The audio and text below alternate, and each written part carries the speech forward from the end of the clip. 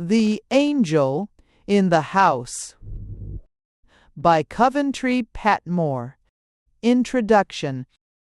There could be but one answer to the suggestion of Mr. Coventry, Patmore, that his angel in the house might usefully have a place in this National Library.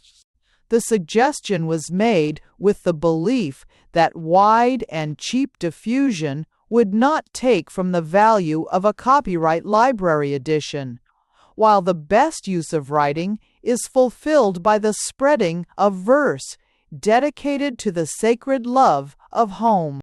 The two parts of the poem appeared in 1854 and 1856, were afterwards elaborately revised, and have since obtained a permanent place among the home books of the English people. Our readers will join, surely, in thanks to the author for the present he has made us.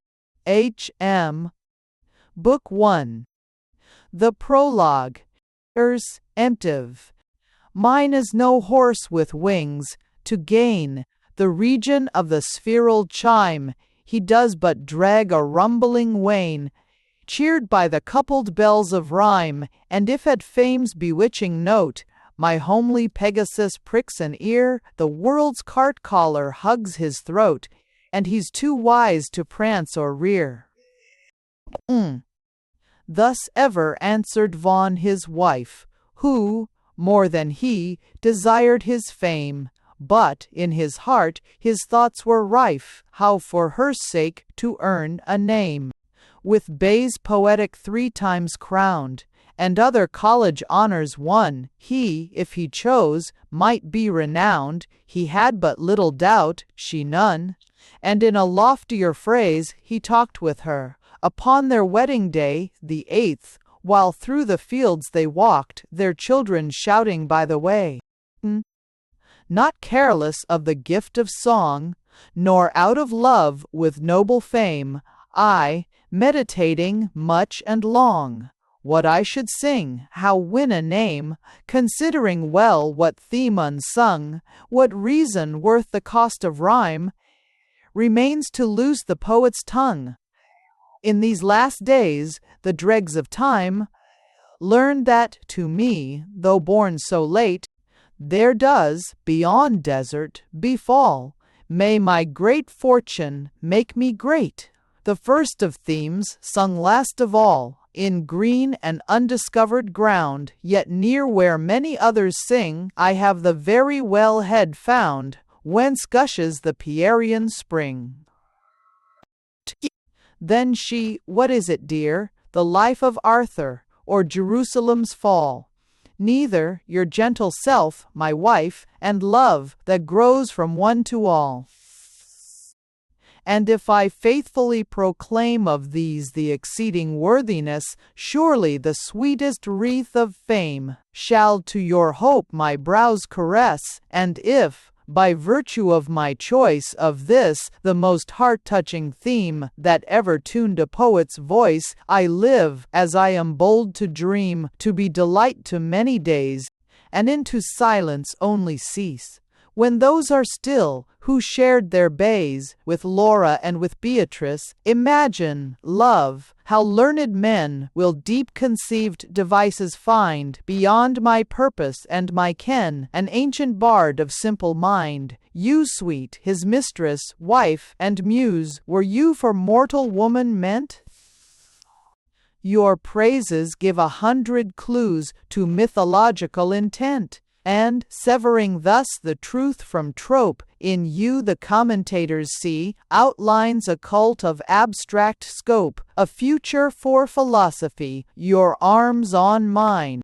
These are the meads, in which we pass our living days, their Avon runs, now hid with reeds, now brightly brimming pebbly bays, those are our children's songs that come, with bells and bleatings of the sheep, and there, in yonder English home, we thrive on mortal food and sleep. She laughed. How proud she always was, to feel how proud he was of her.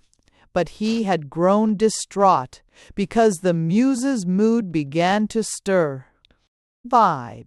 His purpose with performance crowned, he to his well-pleased wife rehearses when next their wedding day came round. His leisure's labor, book the first. Canto I. The cathedral close. Preludes I. The impossibility. Lo, love's obeyed by all. 'Tis right that all should know what they obey, lest erring conscience damp delight, and folly laugh our joys away. Thou primal love, who grantest wings and voices to the woodland birds, grant me the power of saying things too simple and too sweet for words. I. Love's really, i.e. I walk, I trust, with open eyes. I've traveled half my worldly course, and in the way behind me lies much vanity and some remorse. I've lived to feel how pride may part spirits though matched like hand and glove. I've blushed for love's abode, the heart, but have not disbelieved in love. Nor unto love, sole mortal thing, of worth immortal, done the wrong, to count it with the rest that sing, unworthy of a serious song. And love is my reward, for now, when most of deadening time complain, the myrtle blooms upon my brow, its odor quickens all my brain. I, the poet's confidence. The richest realm of all the earth is counted still a heathen land. Lo, I, like Joshua, now go forth, to give it into Israel's hand.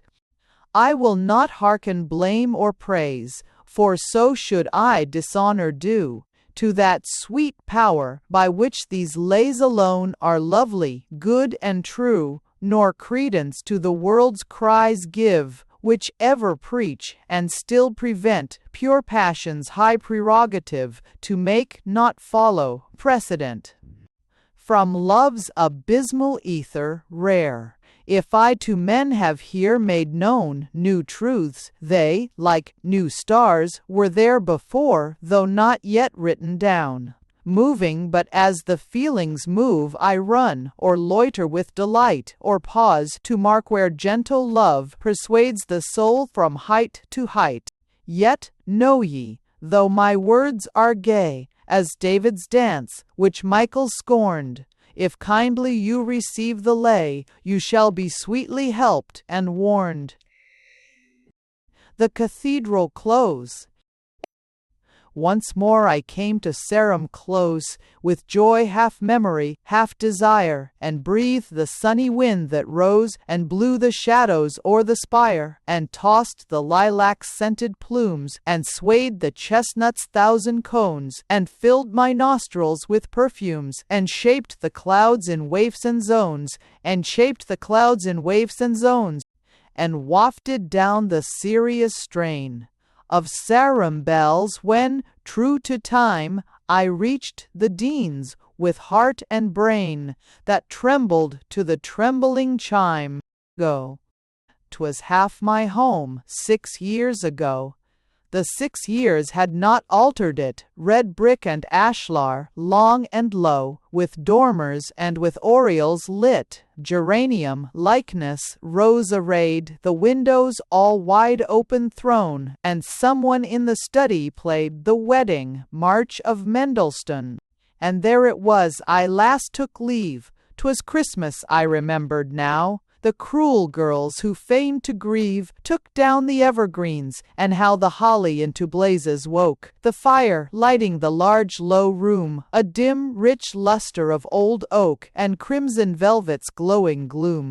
No change had touched Dean Churchill, kind, by widowhood more than winters bent, and settled in a cheerful mind, as still forecasting heaven's content. Well might his thoughts be fixed on high. Now she was there. Within her face humility and dignity were met in a most sweet embrace. She seemed expressly sent below, to teach our erring minds to see the rhythmic change of time's swift flow as part of still eternity. Her life all honor observed with awe, which cross-experience could not mar, the fiction of the Christian law, that all men honorable are, and so her smile at once conferred high flattery and benign reproof, and I, a rude boy, strangely stirred, grew courtly in my own behoof. The years, so far from doing her wrong, anointed her with gracious balm, and made her brows more and more young with wreaths of amaranth and palm. 4. Was this her eldest, Honor, prude, who would not let me pull the swing, who, kiss it at Christmas, called me rude, and, sobbing low, refused to sing?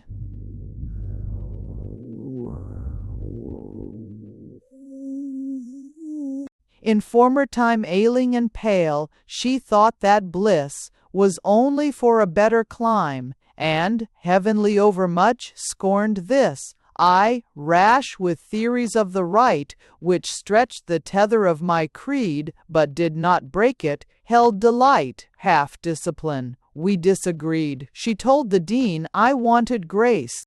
Now she was kindest of the three, and soft wild roses decked her face.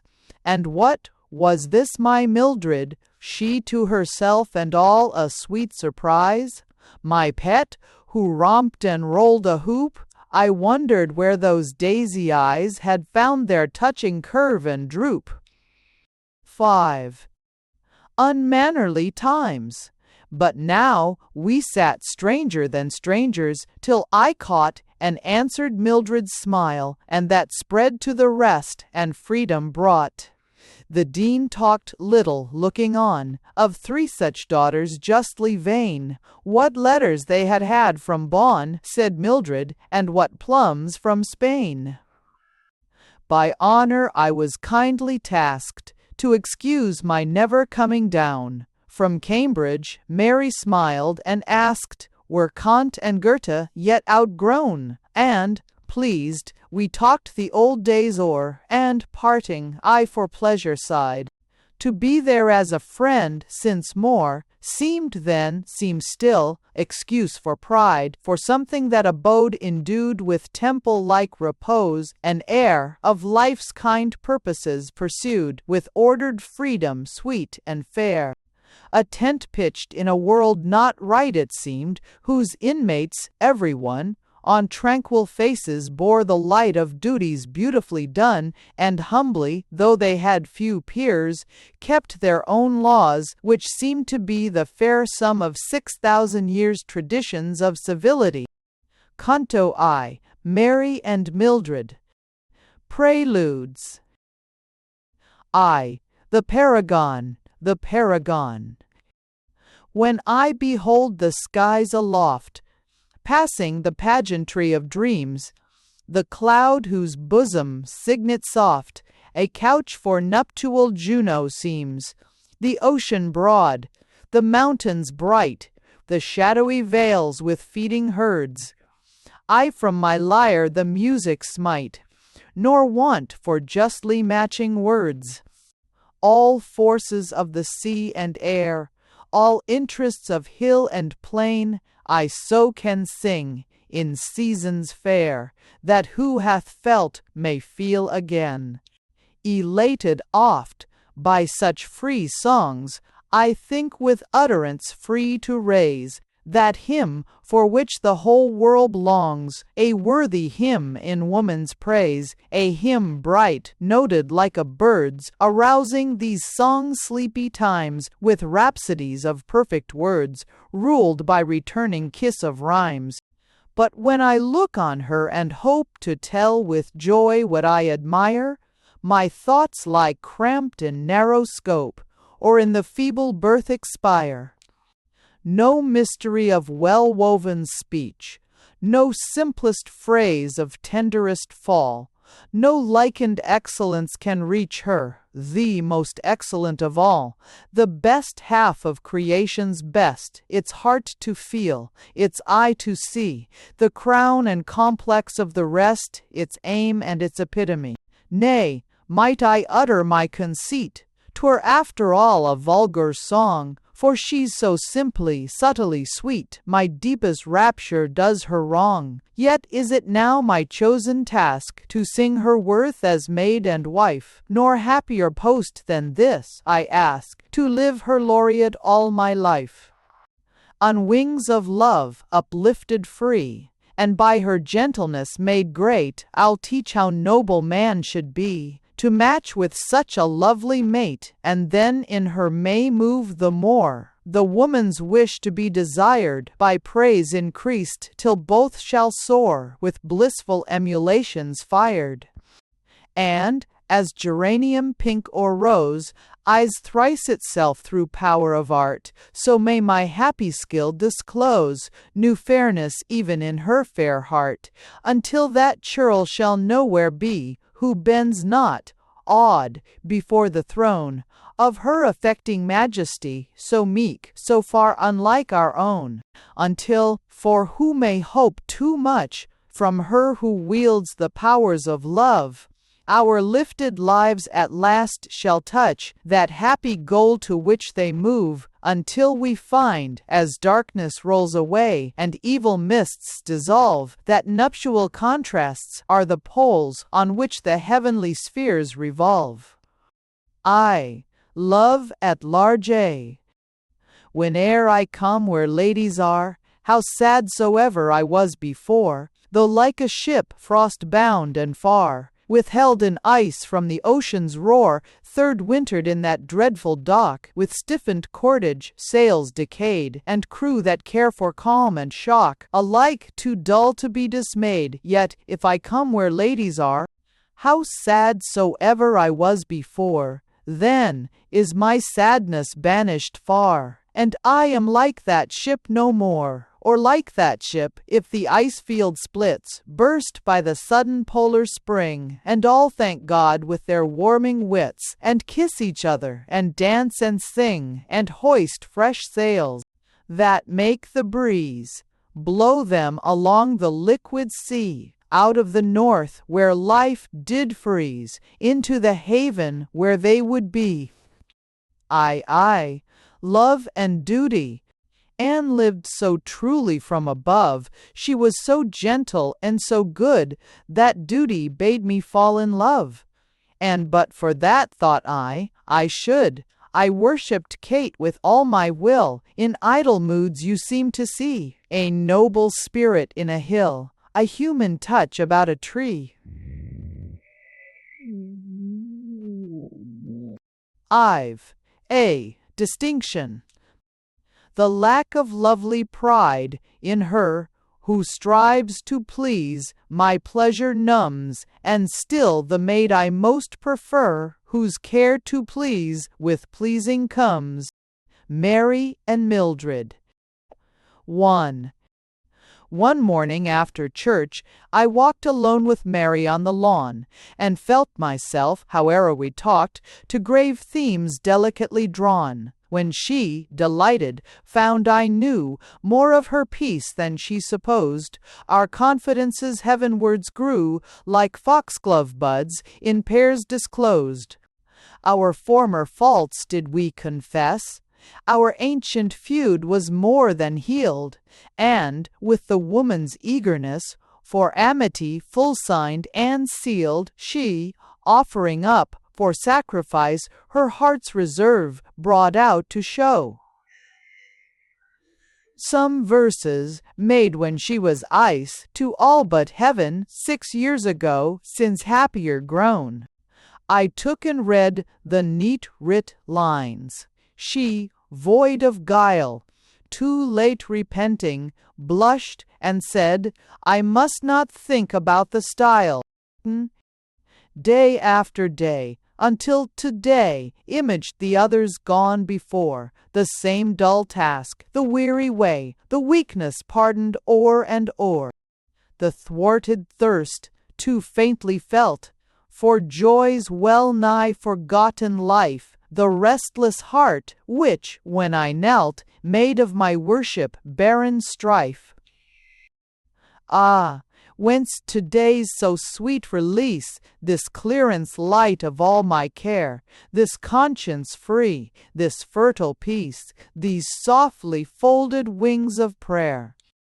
This calm and more than conquering love, with which naught evil dares to cope, this joy that lifts no glance above, for faith too sure, too sweet for hope.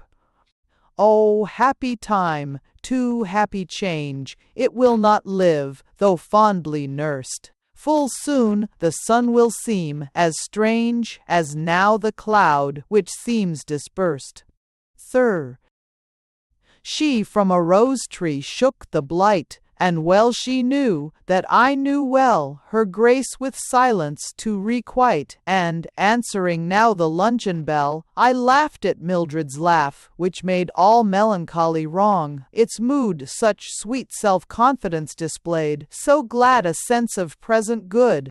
For I laughed and sighed, for I confess I never went to ball, or fete, or show, but in pursuit express of my predestinated mate, and thus to me, who had in sight the happy chance upon the cards, each beauty blossomed in the light of tender personal regards, and, in the records of my breast, red-lettered eminently fair, stood 16, who, beyond the rest, by turns till then had been my care, at Berlin 3, one at St. 19 Fears, Cloud, at Chatteris near Cambridge, one, at Ely 4, in London 2, two at Bonus in Paris none, and, last and best, in Sarum 3, but dearest of the whole fair troop, in judgment of the moment, she whose daisy eyes had learned to droop.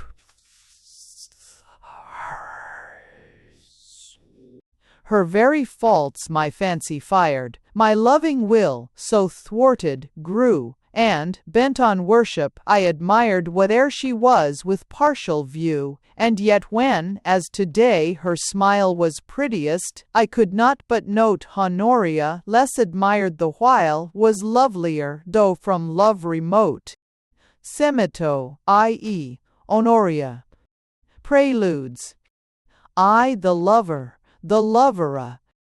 He meets, by heavenly chance express, the destined maid, some hidden hand unveils to him that loveliness which others cannot understand. His merits in her presence grow, to match the promise in her eyes, and round her happy footsteps blow the authentic airs of paradise. For joy of her he cannot sleep, her beauty haunts him all the night, it melts his heart, it makes him weep for wonder, worship, and delight. Oh, paradox of love, he longs, most humble when he most aspires, to suffer scorn and cruel wrongs, from her he honors and desires.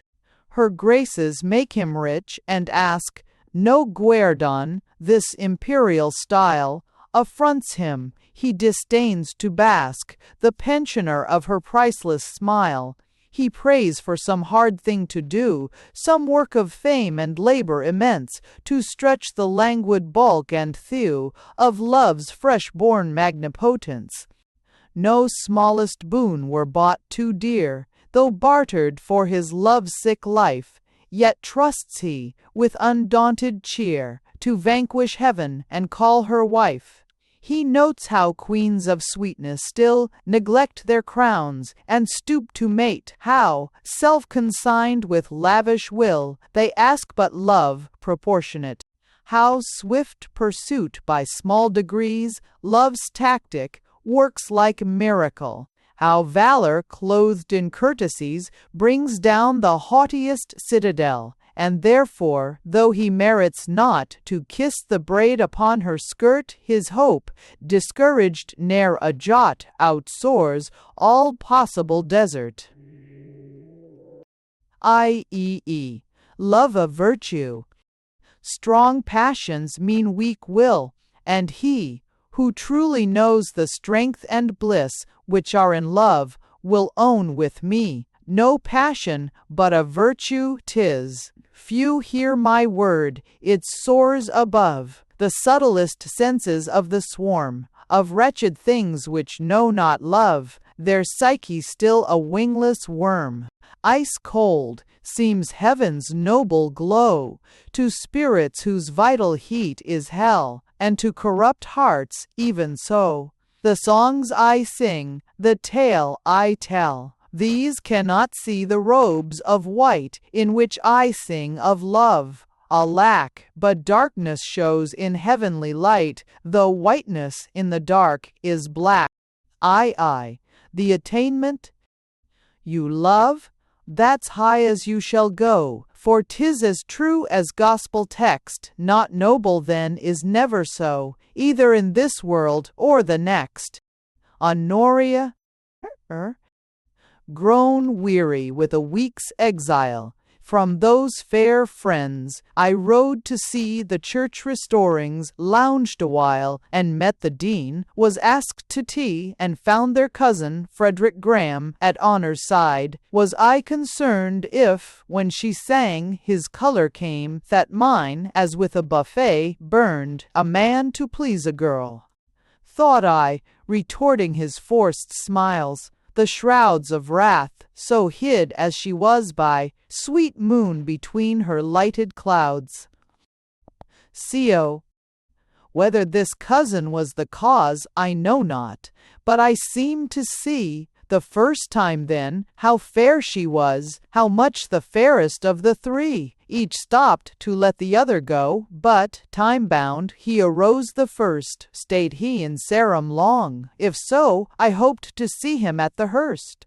No, he had called here, on his way to Portsmouth, where the Arrogant his ship was. He should leave next day for 2 years' cruise in the Levant. And the Brist in the missiles, no sea, with Ascoway is Dill. Had love in her yet struck its germs? I watched, her farewell showed me plain. She loved on the majestic terms that she should not be loved again, and so her cousin, parting, felt hope in his voice, and I was dead. Compassion did my malice melt, then went I home to a restless bed. I, who admired her too, could see his infinite remorse at this great mystery, that she should be so beautiful, yet not be his, and, pitying, longed to plead his part, but scarce could tell, so strange my whim, whether the weight upon my heart was sorrow for myself or him. God sent. She was all mildness, yet 'twas writ, in all her grace, most legibly, he that's for heaven itself unfit, let him not hope to merit me. And such a challenge, quite apart from thoughts of love, humbled, and thus, to sweet repentance moved my heart, and made me more magnanimous, and led me to review my life, inquiring where in aught the least, if question were of her for wife, ill might be mended, hope increased. Not that I soared so far above myself, as this great hope to dare, and yet I well foresaw that love might hope where reason must despair, and, resenting the sweet pride which would not ask me to admire, oh, to my secret heart I sighed, that I were worthy to desire. 5. As drowsiness my brain relieved, a shrill defiance of all to arms, shrieked by the stable cock, received an angry answer from 3 farms, and, then, I dreamed that I, her knight, a clarion's haughty pathos heard, and rode securely to the fight, cased in the scarf she had conferred. And there, the bristling lists behind, saw many, and vanquished all I saw. Of her unnumbered cousin kind, In navy, army, church, and law, smitten, the warriors somehow turned to Sarum choristers, whose song, mixed with celestial sorrow, yearned with joy no memory can prolong. And phantasms as absurd and sweet merged each in endless chase, and everywhere I seemed to meet the haunting fairness of her face. Canto IV, the Morning Call. Preludes. I, the rose of the world, it is as the bee, rose of the world. Lo, when the Lord made north and south and sun and moon ordained, he, forth bringing each by word of mouth, in order of its dignity, did man from the crude clay express, by sequence, and, all else decreed, he formed the woman, nor might less than Sabbath such a work succeed.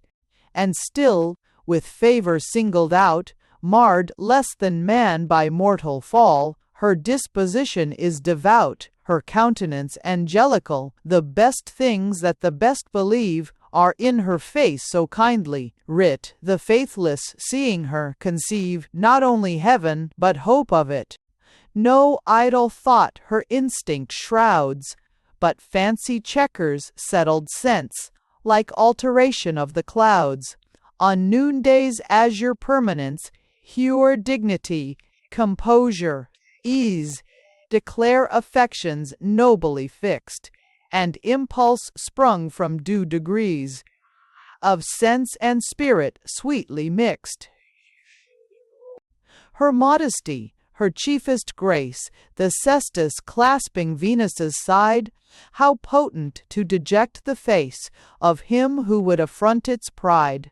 Wrong dares not in her presence speak, nor spotted thought its taint disclose under the protest of a cheek, outbragging nature's boast, the rose. In mind and manners how discreet, how artless in her very art, how candid in discourse, how sweet the concord of her lips and heart, how simple and how circumspect, how subtle and how fancy-free, though sacred to her love, how decked with unexclusive courtesy, how quick in talk to see from far the way to vanquish or evade, how able her persuasions are to prove, her reasons to persuade, how not to call true instincts bent, and woman's very nature harm, how amiable and innocent, her pleasure in her power to charm, how humbly careful to attract, though crowned with all the soul desires, connubial aptitude exact, diversity that never tires. I, the tribute I est, the tribute. Boon nature to the woman bows, she walks in earth's whole glory clad, and, chiefest far herself of shows, all others help her and are glad. No splendor 'neath the sky's proud dome, but serves for her familiar wear. The far-fetched diamond finds its home, flashing and smoldering in her hair. For her the seas their pearls reveal, art and strange lands her pomp supply, with purple, chrome, and cochineal, ochre and lapis lazuli, the worm its golden woof presents. Whatever runs, flies, dives, or delves, all doff for her their ornaments, which suit her better than themselves, and all by this their power to give, proving her right to take, proclaim, her beauty's clear prerogative, to profit so by Eden's blame. See compensation, that nothing here may want its praise. No, she who in her dress reveals a fine and modest taste, displays more loveliness than she conceals. The Morning Call. 1. And the backwood-made terps is a backwood-made term. 1. By meekness charmed, or proud to allow a queenly claim to live admired. Full many a lady has ere now my apprehensive fancy fired, and woven many a transient chain, but never lady like to this, who holds me as the weather vane is held by yonder clematis. She seems the life of nature's powers, her beauty is the genial thought, which makes the sunshine bright, the flowers, but for their hint of her, were naught. Go, a voice, the sweeter for the grace of suddenness, while thus I dreamed, good morning, said or sang, her face, the mirror of the morning seemed, her sisters in the garden walked, and would I come? Across the hall she led me, and we laughed and talked, and praised the flower show and the ball. And Mildred's pinks had gained the prize, and, stepping like the light-foot fawn, she brought me Wiltshire butterflies, the prize book. Then we paced the lawn, close-cut, and with geranium plots, a rival glow of green and red, then counted 60 apricots on one small tree the goldfish fed, and watched where, black with scarlet tans, proud Psyche stood and flashed like flame, showing and shutting splendid fans, and in the prize we found its name. 3. The sweet hour lapsed and left my breast a load of joy and tender care, and this delight which life oppresses to fixed aims grew that asked for prayer. I rode home slowly, whip in hand, and soiled banknotes all ready stood, the farmer who farmed all my land, except the little park and wood, and with the accustomed complement of talk and beef and frothing beer, I, my own steward, took my rent, £300 for half the year. Our witnesses, the cook and groom, we signed the lease for 7 years more, and bade good day, Sinzum. Then to my room I went, and closed and locked the door, and cast myself down on my bed, and there, with many a blissful tear, I vowed to love, and prayed to wed, the maiden who had grown so dear, thanked God who had set her in my path, and promised, as I hoped to win, that I would never dim my faith, by the least selfishness or sin. Whatever in her sight I'd seem, I'd truly be, I'd never blend with my delight in her a dream, would change her cheek to comprehend, and, if she wished it, I'd prefer another's to my own success, and always seek the best for her, with unofficious tenderness. Gone, and see. Rising, I breathed the brighter clime, and found myself all self above, and, with a charity sublime, contemned not those who did not love, and I could not but feel that then I shone with something of her grace, and went forth to my fellow men, my commendation in my face. Canto V. The Violets. The Violets. Preludes. I. The comparison, where she succeeds with cloudless brow, in common and in holy course, he fails, in spite of prayer and vow, and agonies of faith and force, or, if his suit with heaven prevails, to righteous life his virtuous deeds lack beauty, virtue's badge she fails, more graciously than he succeeds. Her spirit, compact of gentleness, if heaven postpones or grants her prayer, conceives no pride in its success, and in its failure no despair. But his, enamored of its hurt, baffled, blasphemes, or, not denied, crows from the dunghill of desert, and wags its ugly wings for pride. He's never young nor ripe, she grows, more infantine, auroral, mild, and still the more she lives and knows, the lovelier she's expressed, a child. Say that she wants the will of man, to conquer fame, not checked by cross, nor moved when others bless or ban. She wants but what to have were loss. Or say she wants the patient brain, to track shy truth, her facile wit, at that which he hunts down with pain, flies straight, and does exactly hit. Were she but half of what she is, he twice himself, mere love alone, her special crown, as truth is his, gives title to the worthier throne. For love is substance, truth, the form. For love is substance, truth, the form. Truth without love were less than naught. But blindest love is sweet and warm and full of truth, not shaped by thought, and therefore in herself she stands, adorned with undeficient grace, her happy virtues taking hands, each smiling in another's face. So, dancing round the tree of life, they make an Eden in her breast, while his, disjointed and at strife, proud-thoughted, do not bring him rest. I, love in tears. If fate, love's dear ambition mar, and load his breast with hopeless pain, and seem to blot out sun and star, love, won or lost, is countless gain. His sorrow boasts a secret bliss, which sorrow of itself beguiles, and love in tears, too noble, is for pity, save of love in smiles. But, looking backward through his tears, with vision of maturer scope, how often one dead joy appears, the platform of some better hope, and, let us own, the sharpest smart, which human patience may endure, pays light for that which leaves the heart more generous, dignified, and pure. I, prospective faith. They safely walk in darkest ways, whose youth is lighted from above, where, through the senses' silvery haze, dawns the veiled moon of nuptial love.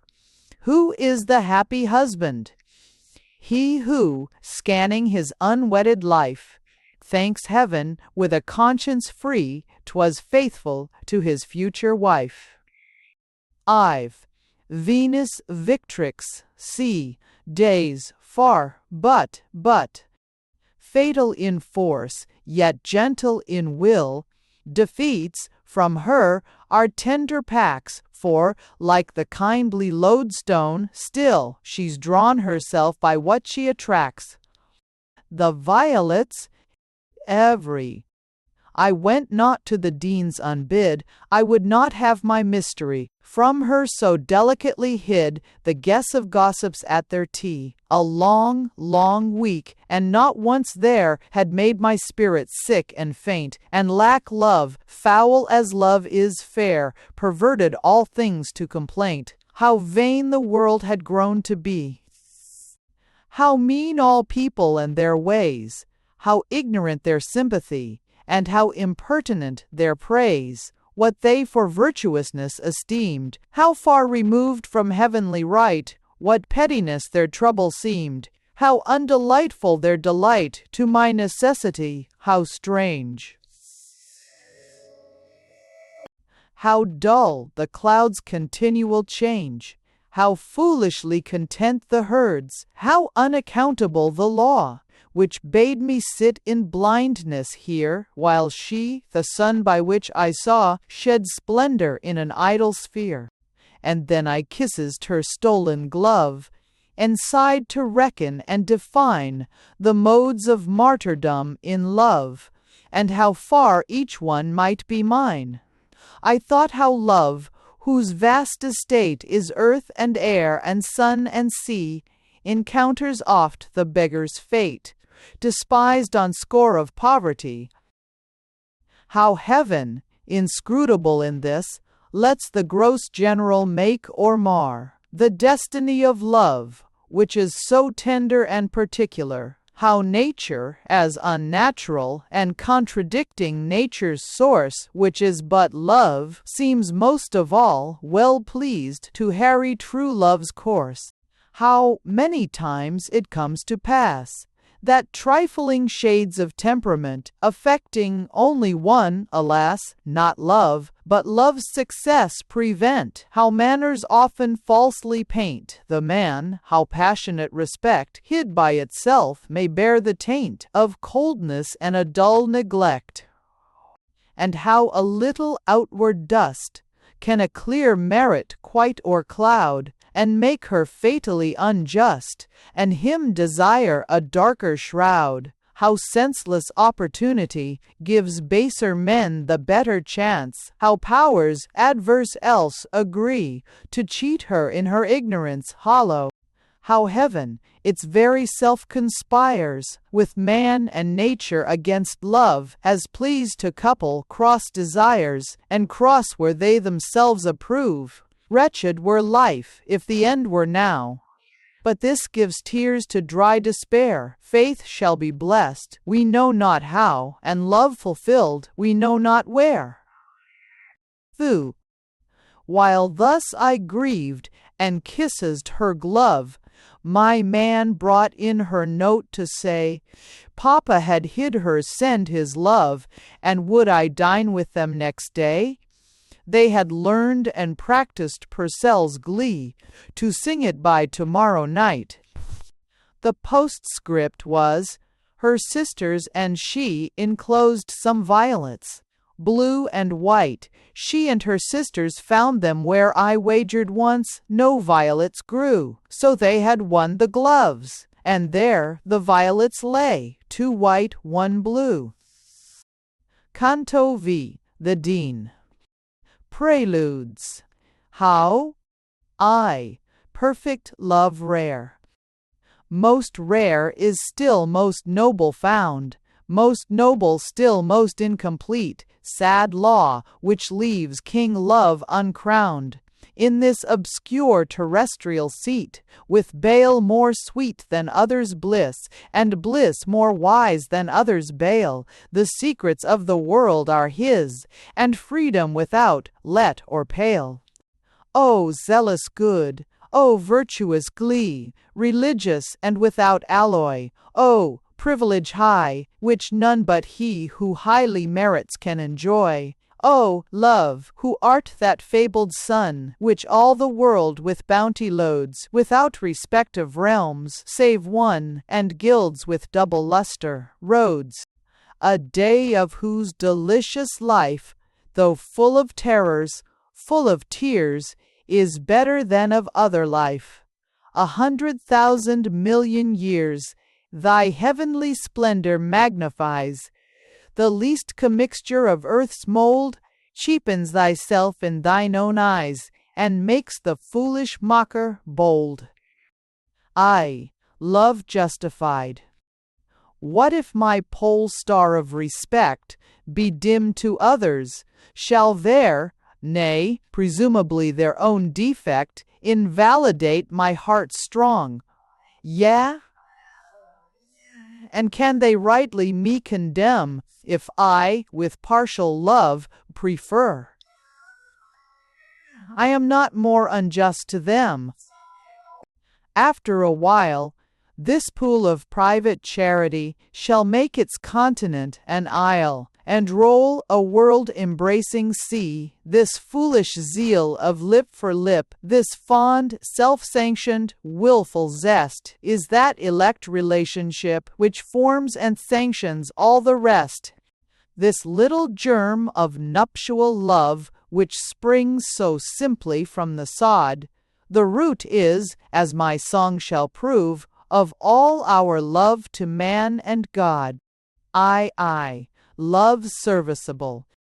What measure fate to him shall meet, is not the noble lover's care. He's heartsick with a longing sweet, to make her happy as she's fair. O misery, should she him refuse, and so her dearest good mistake, his own success he thus pursues with frantic zeal for her soul's sake. To lose her were his life to blight, being lost to hers to make her his, except as helping her delight, he calls but incidental bliss, and holding life as so much pelf, to buy her posies, learns this lore: he does not rightly love himself. I've a riddle solved. Kind souls, you wonder why love you, when you wonder why love none. We love, fool, for the good we do, not that which unto us is done. The Dean.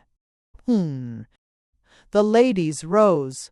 I held the door and sighed, as her departing grace assured me that she always wore a heart as happy as her face, and, jealous of the winds that blew, I dreaded, o'er the tasteless wine, what fortune momently might do to hurt the hope that she'd be mine. Aster time. Towards my mark, the Dean's talk set, he praised my notes on Abry, read when the association met. At Sarum he was pleased to see I had not stopped, as some men had, at Wrangler and Prize Poet last. He hoped the business was not bad. I came about, then the wine passed. Q. A full glass prefaced my reply. I loved his daughter. Honor, I told my estate and prospects, might I try to win her. At my words so bold, my sick heart sank. Then he gave his glad consent, if I could get her love. A dear good girl, she'd have only £3,000 as yet, more by and by. Yes, his good will should go with me, he would not stir. He and my father in old times still wished I should one day marry her. But God so seldom lets us take our chosen pathway, when it lies in steps that either mar or make, or alter others' destinies, that, though his blessing and his prayer had helped, should help my suit, yet he left all to me, his passive share, consent and opportunity. My chance, he hoped, was good. I'd won some name already. Friends and place appeared within my reach, but none her mind and manners would not grace. Girls love to see the men in whom they invest their vanities admired. Besides, where goodness is, there room for good to work will be desired.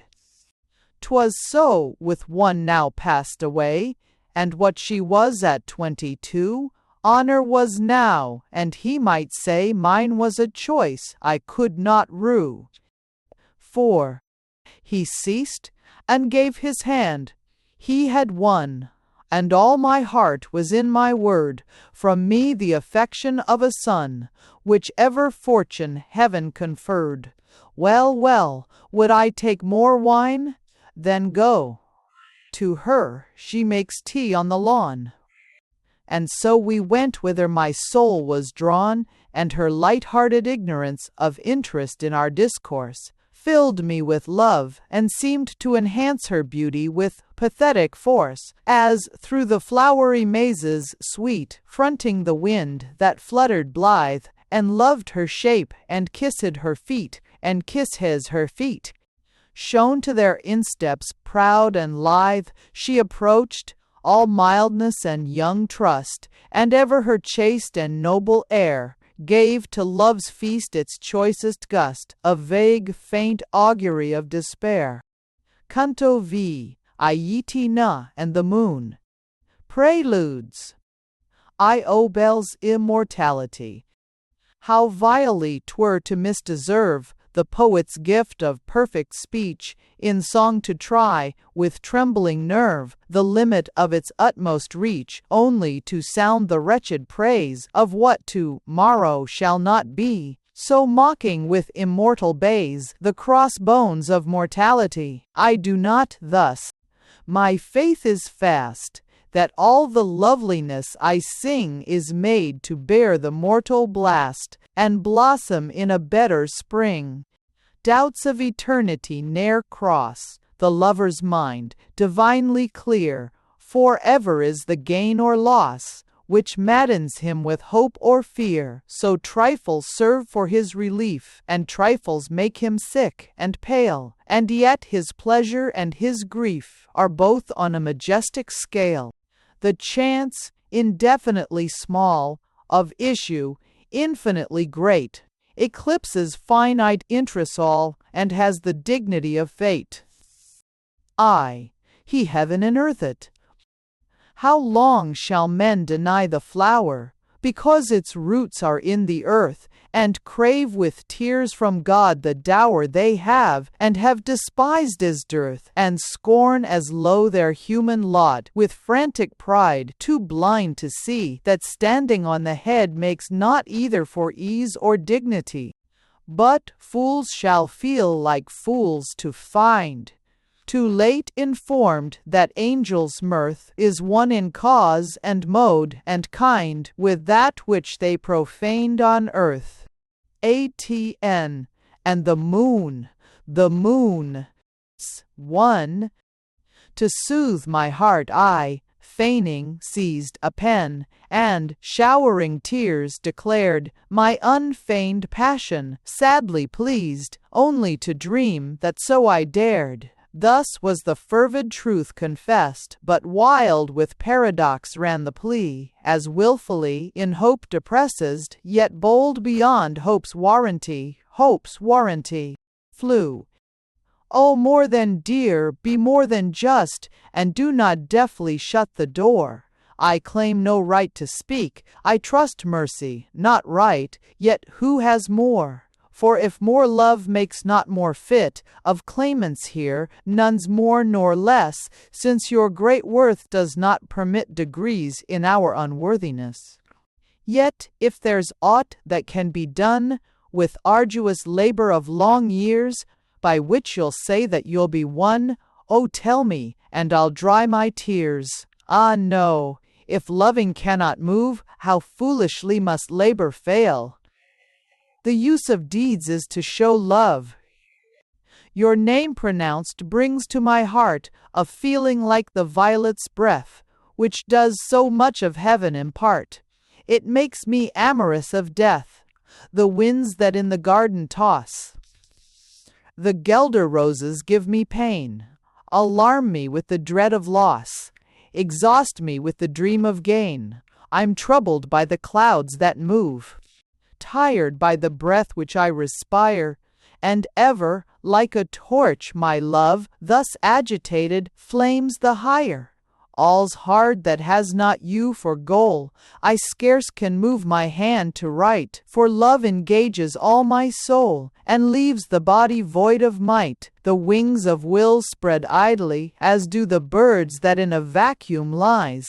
My breast, asleep with dreams of you, forgets to breathe, and bursts in sighs. I see no rest this side the grave, no rest nor hope from you apart. Dristide. Your life is in the rose you gave, its perfume suffocates my heart. Dristide and numbers Dristide, there's no refreshment in the breeze. The heaven o'erwhelms me with its blue, I faint winds, skies, and waves are only you.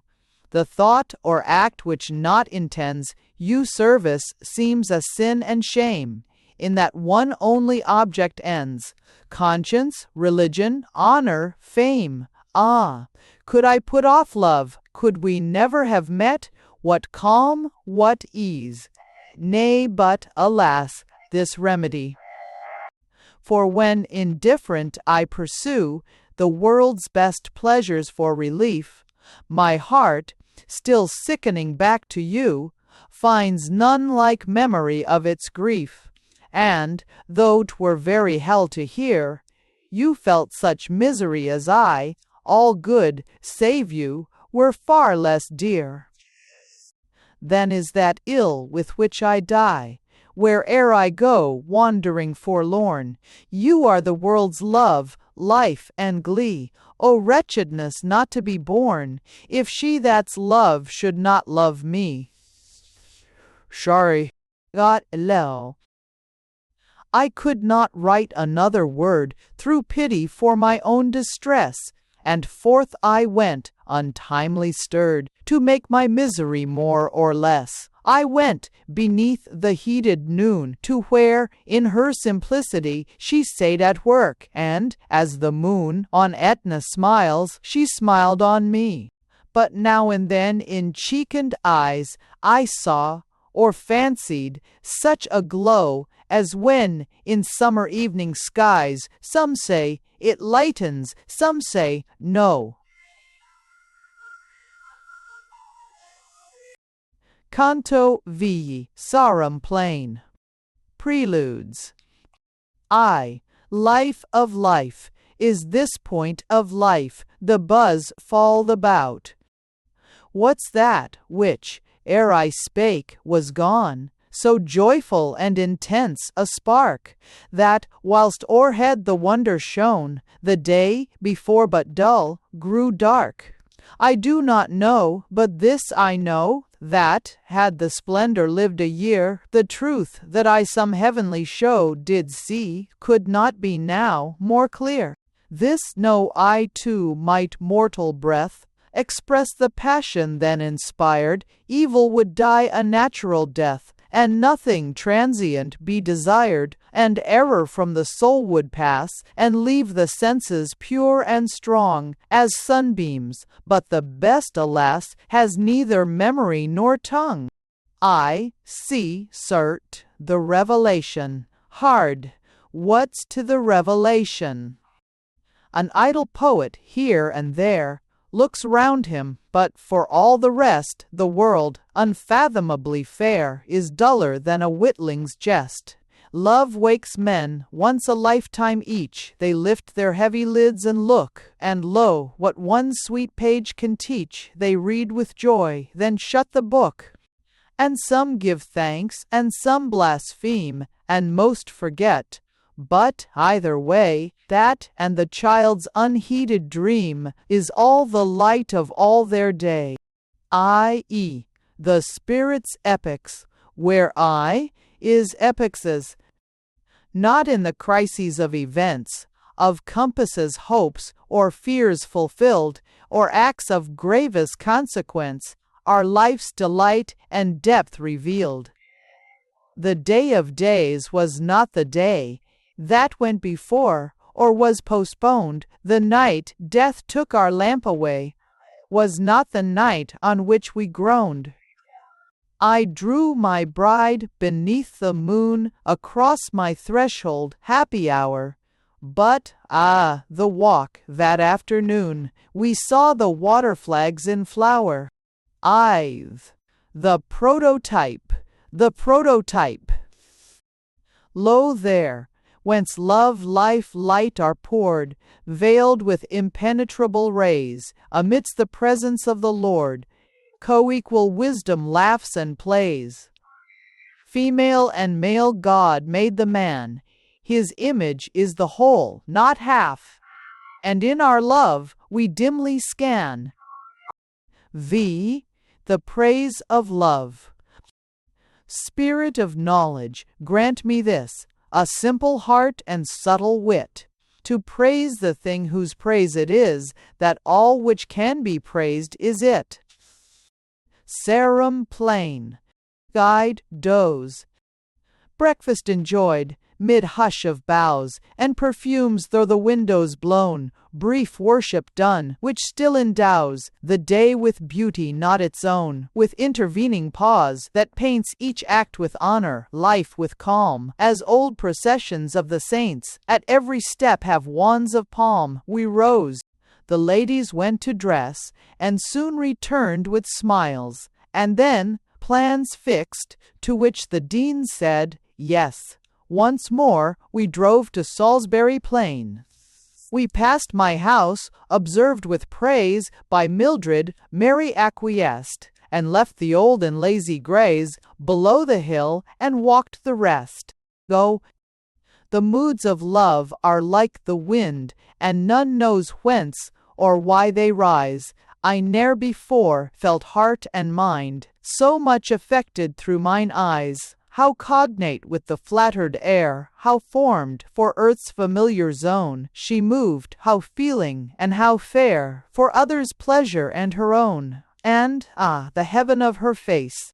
How, when she laughed, I seemed to see the gladness of the primal grace, and how, when grave, its dignity. Of all she was, the least not less delighted the devoted eye. No fold or fashion of her dress her fairness did not sanctify.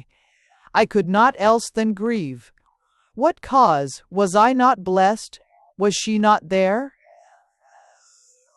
That it was. how like seemed likely to despair. And yet to see her so benign, so honorable and womanly, in every maiden kindness mine, and full of gayest courtesy, was pleasure so without alloy, such unreproved sufficient bliss I almost wished, the while, that joy might never further go than this. So much it was as now to walk, and humbly by her gentle side, observe her smile and hear her talk. Could it be more to call her bride? I feigned her one, the mind finite, puzzled and fagged by stress and strain, to comprehend the whole delight made bliss more hard to bear than pain. All good, save heart to hold, so someden grasped, the thought smote like a knife. How lapsed mortality had numbed the feelings to the feast of life, how passing good breathes sweetest breath, and love itself at highest reveals, more black than bright, commending death, by teaching how much life conceals. Fair. But happier passions these subdued, when from the close and sultry lane, with eyes made bright by what they viewed, we emerged upon the mounded plain. As to the breeze, a flag unfurls, my spirit expanded, sweetly embraced, by those same gusts that shook her curls, and vexed the ribbon at her waist. To the future cast I future cares, breathed with a heart unfreighted, free, and laughed at the presumptuous airs that with her muslins folded me. Still, one vague rack along my sky, the thought that she might ne'er be mine, lay half forgotten by the eye, so feasted with the sun's warm shine. Or, 5. By the great stones we chose our ground, for shade, and there, in converse sweet, took luncheon. On a little mound sat the three ladies, at their feet I sat and smelt the heathy smell, plucked harebells, turned the telescope to the country round. My life went well, for once, without the wheels of hope, and I despised the druid rocks that scowled their chill gloom from above, like churls whose stolid wisdom mocks the lightness of immortal love. And, as we talked, my spirit quaffed the sparkling winds, the candid skies, at our untruthful strangeness laughed. I kissed with mine her smiling eyes, and sweet familiarness and awe prevailed that hour on either part, and in the eternal light I saw that she was mine, though yet my heart could not conceive, nor would confess, such contentation, and there grew more form and more fair stateliness than heretofore between us two. Canto Ix, Sahara. Preludes. I. The Wife's Tragedy. Man must be pleased, but him to please is woman's pleasure. Down the gulf of his condoled necessities she casts her best, she flings herself, how often flings for naught, and yokes her heart to an icicular whim, whose each impatient word provokes another, not from her, but him, while she, too gentle even to force his penitence by kind replies, waits by, expecting his remorse, with pardon in her pitying eyes, and if he once by shame oppresses, a comfortable word confers, she leans and weeps against his breast, and seems to think the sin was hers. And whilst his love has any life, or any eye to see her charms, at any time, she's still his wife, dearly devoted to his arms. She loves with love that cannot tire, and when, ah woe, she loves alone, through passionate duty, love springs higher as grass grows taller round a stone. I. See, common graces. He is traft. 1 U. Is nature in thee too spiritless, ignoble, impotent, and dead, to prize her love and loveliness the more for being thy daily bread. And art thou one of that vile crew which see no splendor in the sun, praising alone the good that's new, or over, or not yet begun? And has it dawned on thy dull wits that love warms many as soft a nest, that, though swathed round with benefits, thou art not singularly blessed? And fail thy thanks for gifts divine, the common food of many a heart, because they are not only thine? Beware lest in the end thou art cast for thy pride forth from the fold, too good to feel the common grace of blissful myriads who behold forevermore the Father's face. I, the zest of life. Give thanks, it is not time misspent. Worst fare this betters, and the best, wanting this natural condiment, breeds crudeness and will not digest. The grateful love the giver's law, but those who eat and look no higher from sin or doubtful sanction draw. Give thanks for naught if you've no more, and having all things, do not doubt that naught with thanks is blessed before, whate'er the world can give without.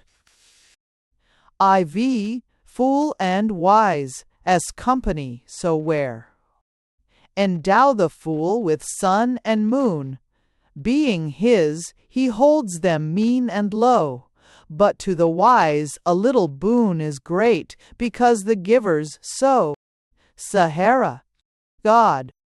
I stood by Honor and the Dean, they seated in the London train, a month from her, yet this had been, ere now, without such bitter pain.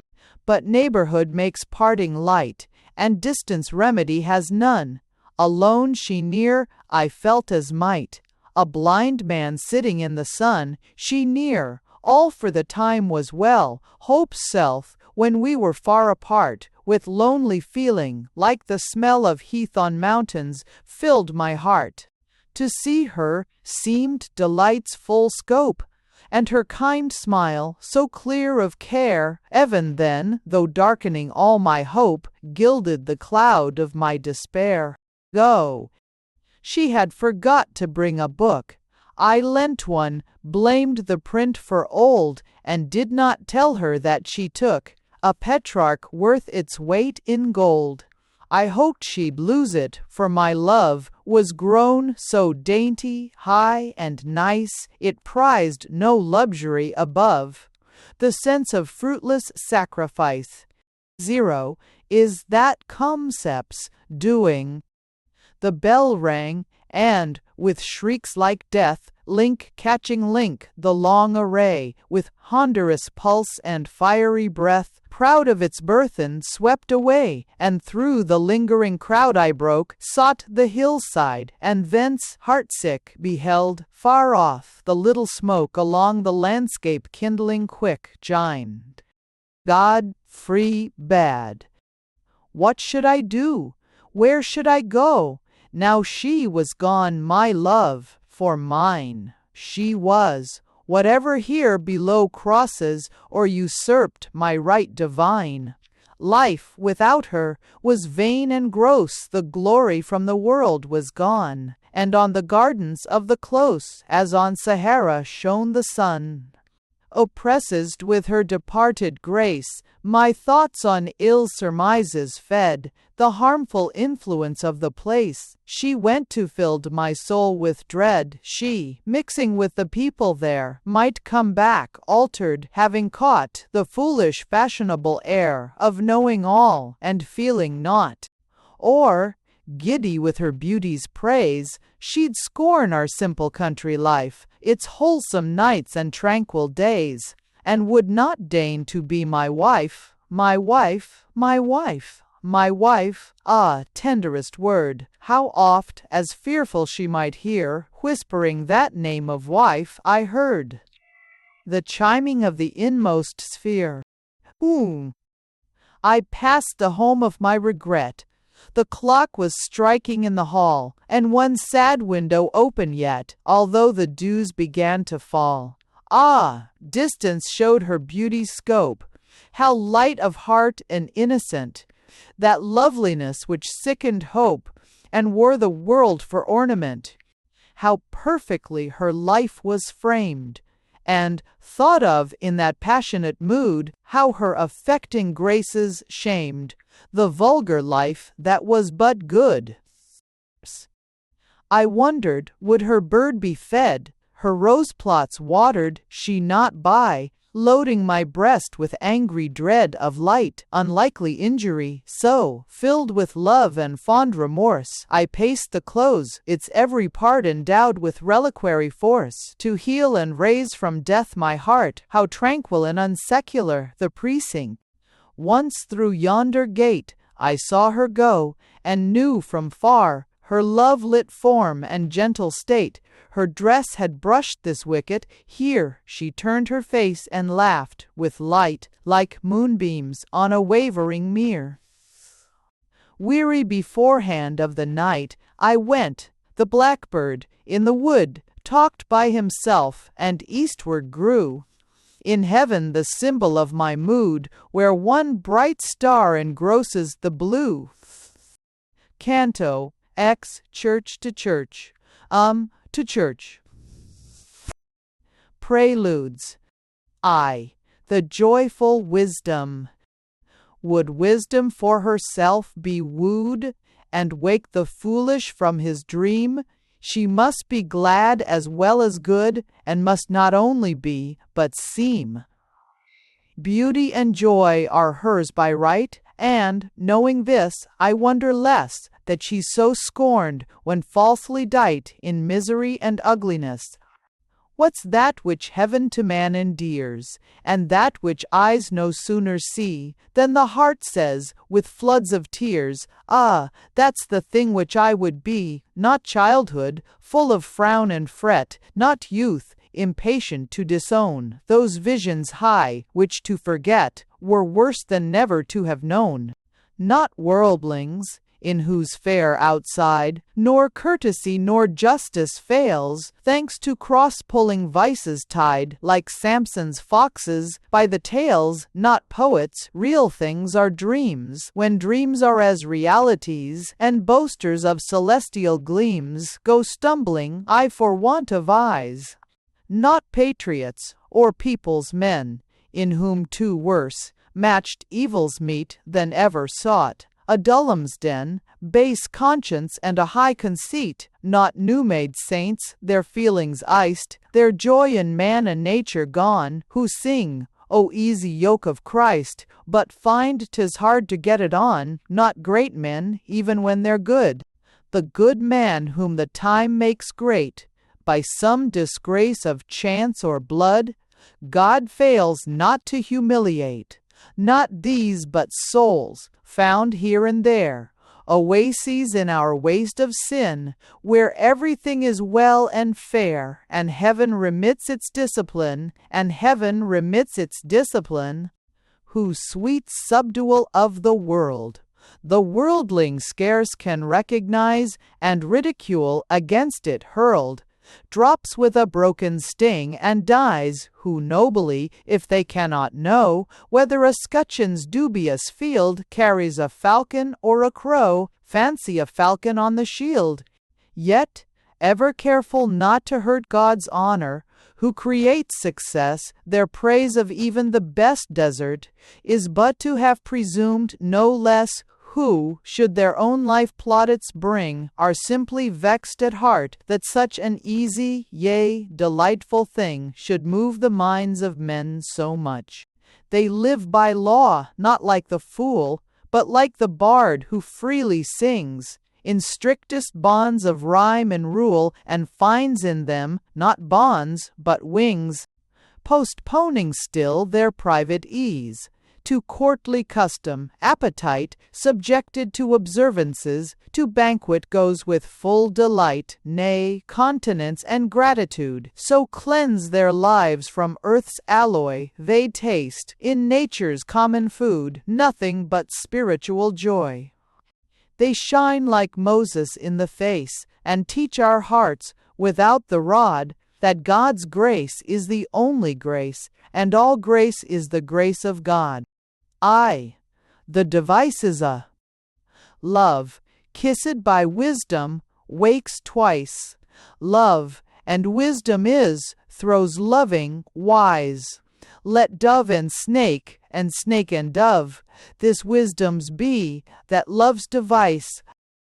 Going to church.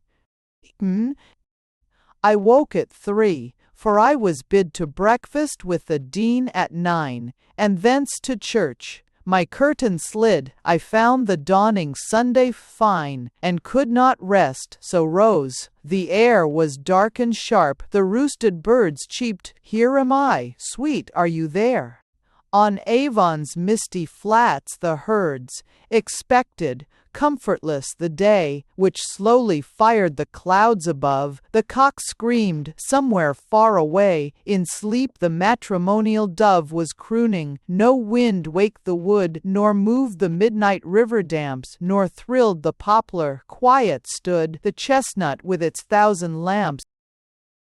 The moon shone yet, but weak and drear, and seemed to watch, with bated breath, the landscape, all made sharp and clear by stillness, as a face by death. My prayers for her being done, I took occasion by the quiet hour to find and know, by rule and book, the rights of love's beloved power. Fronting the question without ruth, nor ignorant that, evermore, if men will stoop to kiss the truth, she lifts them higher than before. I, from above, such light required, as now should once for all destroy the folly which at times desired a sanction for so great a joy. Go still. Thenceforth, and through that prayer, I trod a path, with no suspicions dim. I loved her in the name of God, and for the ray she was of him, I ought to admire much more, not less. Her beauty was a godly grace. The mystery of loveliness, which made an altar of her face, was not of the flesh, though that was fair, but a most pure and living light, without a name, by which the rare and virtuous spirit flamed to sight. If oft, in love, effect lacked cause, and cause effect, 'twere vain to soar. Reasons to seek for that which was reason itself, or something more. My joy was no idolatry, upon the ends of the vile earth bent, for when I loved her most, then I most yearned for more divine content. That other doubt, which, like a ghost in the brain's darkness haunted me, was thus resolved: him loved I most, but her I loved most sensibly. Lastly, my giddiest hope allowed no selfish thought, or earthly smirch, and forth I went, in peace, and proud, to take my passion into church, grateful and glad to think that all such doubts would seem entirely vain, to her whose nature's lighter fall made no divorce of heart from brain. 5. I found them, with exactest grace, and fresh as spring, for spring attired, and by the radiance in her face I saw she felt she was admired, and, through the common luck of love, a moment's fortunate delay to fit the little lilac glove gave me her arm, and I and they true to this and every hour, as if attended on by time, entered the church, while yet the tower was noisy with the finished chime. Peace. Her soft voice, singularly heard beside me, in her chant, withstood the roar of voices, like a bird, soul warbling in a windy wood, and, when we knelt, she seemed to be an angel teaching me to pray, and all through the high liturgy, my spirit rejoiced without allay, being, for once, borne clearly above all banks and bars of ignorance, by this bright spring tide of pure love, and floated in a free expanse, whence it could see from side to side, the obscurity from every part winnowed away, and purified, by the vibrations of my heart. Canto She, the Dance. Preludes. I, the daughter of Eve. D, the daughter of Eve. The woman's gentle mood o'erstepped withers my love, that lightly scans the rest, and does in her accept all her own faults, but none of man's. As man I cannot judge her ill, or honor her fair station less, who with a woman's errors still preserves a woman's gentleness. For thus I think, if one I see, who disappoints my high desire, how admirable would she be, could she but know how I admire. Or, fail she, though from blemish clear, to charm, I call it my defect, and so my thought, with reverent fear, to err by doltish disrespect, imputes love's great regard, and says, though unapparent 'tis to me, be sure this queen some other sways, with well-perceived supremacy. Behold the worst, wail. Light from above on the blank ruin writes, forbear. Her first crime was unguarded love, and all the rest, perhaps, despair. Discrowned, dejected, but not lost, O sad one, with no more a name or place in all the honored host of maiden and of matron fame, grieve on, but, if thou grievest right, 'tis not that these abhor thy state, nor wouldst thou lower the least, the height which makes thy casting down so great. Good is thy lot in its degree, for hearts that verily repent are burdened with impunity, and comforted by chastisement. Sweet patience, sanctify thy woes, and doubt not, but our God is just, albeit unscathed thy traitor goes, and thou art stricken to the dust.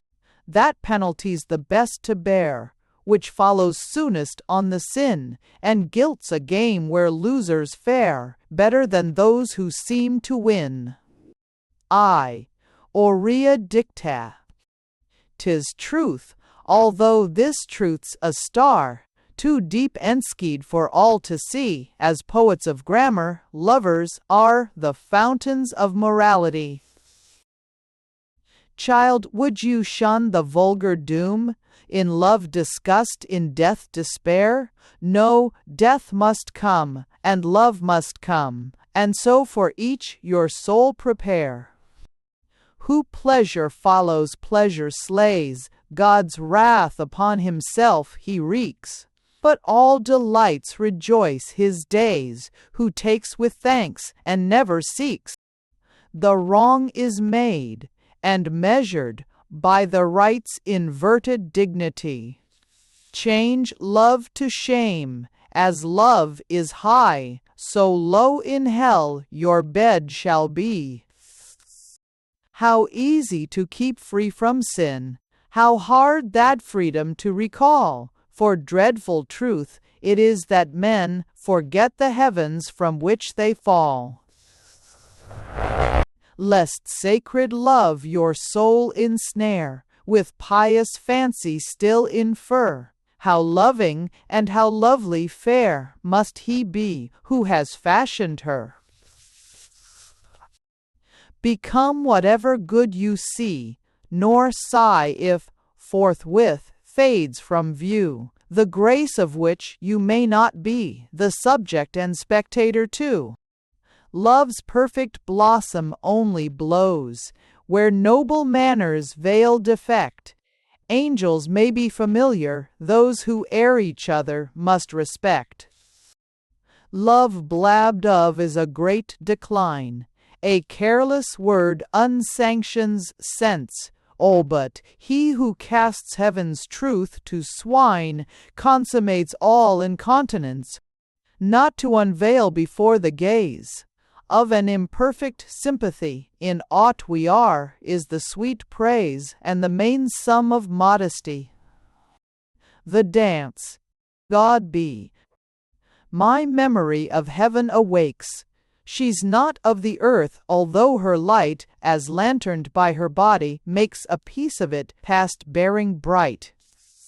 So innocently proud and fair she is, that wisdom sings for glee, and folly dies, breathing one air, with such a bright-cheeked chastity, and though her charms are a strong law compelling all men to admire, they go so clad with lovely awe, none but the noble dares desire. He who would seek to make her his, will comprehend that souls of grace own sweet repulsion, and that 'tis the quality of their embrace, to be like the majestic reach of coupled suns that, from afar, mingle their mutual spheres, while each circles the twin obsequious star. And, in the warmth of hand to hand, of heart to heart, he'll vow to note, and reverently understand how the two spirits shine remote, and ne'er to numb fine honor's nerve, nor let sweet awe in passion melt, nor fail by courtesies to observe the space which makes attraction felt, nor cease to guard like life the sense which tells him that the embrace of love is o'er a gulf of difference love cannot sound nor death remove. This learned I, watching where she danced, native to melody and light, and now and then toward me glanced, pleased as I hoped to please my sight. Ah, love to speak was impotent, till music did a tongue confer, and I ne'er knew what music meant until I danced to it with her. Too proud of the sustaining power of my till then unblemished joy, my passion for reproof that hour tasted mortality's alloy and bore me down an eddying gulf. I wished the world might run to wreck, so I but once might fling myself obliviously about her neck. I pressed her hand, by will or chance I know not, but I saw the rays withdrawn, which did till then enhance her fairness with its thanks for praise. I knew my spirit's vague offense was patent to the dreaming eye, and heavenly tact of innocence, and did, for fear my fear defy, and asked her for the next dance. Yes, he no, had not fallen with half the force. She was fulfilled with gentleness, and I with measureless remorse, and, ere I slept, on bended knee I owned myself, with many a tear, unseasonable, disorderly, and a deranger of love's sphere, gave thanks that when we stumble and fall, we hurt ourselves and not the truth, and, rising, found its brightness all the brighter through the tears of ruth. Guste. 4. Nor was my hope that night made less, though ordered, humbled, and reproved. Yea, her farewell did her heart express as much, but not with anger moved. My trouble had my soul betrayed, and, in the night of my despair, my love, a flower of noon afraid, divulged its fullness unaware. I saw she saw, and, O sweet heaven, could my glad mind have credited that influence had to me been given, to affect her so, I should have said that, though she from herself concealed love's felt delight and fancied harm, they made her face the jousting field of joy and beautiful alarm. Canto she, the abdication, preludes, and they bar on town in the wine of phrase of words. I, the chase, reels with the chase, is wee dog. She wearies with an ill unknown, in sleep she sobs and seems to float, a water lily, all alone. within a lonely castle, moat, and as the full moon, spectral, lies within the crescent's gleaming arms, the present shows her heedless eyes, a future, dim with vague alarms, a Verrier. She sees, and yet she scarcely sees, for life in life, not yet begun. Too many are its mysteries for thought to fix on anyone. She's told that maidens are by youths extremely honored and desired, and sighs, if those sweet tales be truths, what bliss to be so much admired.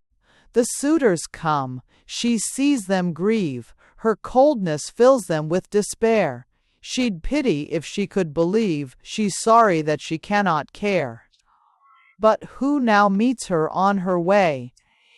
Comes he as enemy or friend, or both, her bosom seems to say? Does he confer his heart on worth that answers his? Or is he come to worship her? She fears, she hopes, she thinks he is, advancing stepless, quick and still, as in the grass a serpent glides, he fascinates her fluttering will, then terrifies with dreadful strides.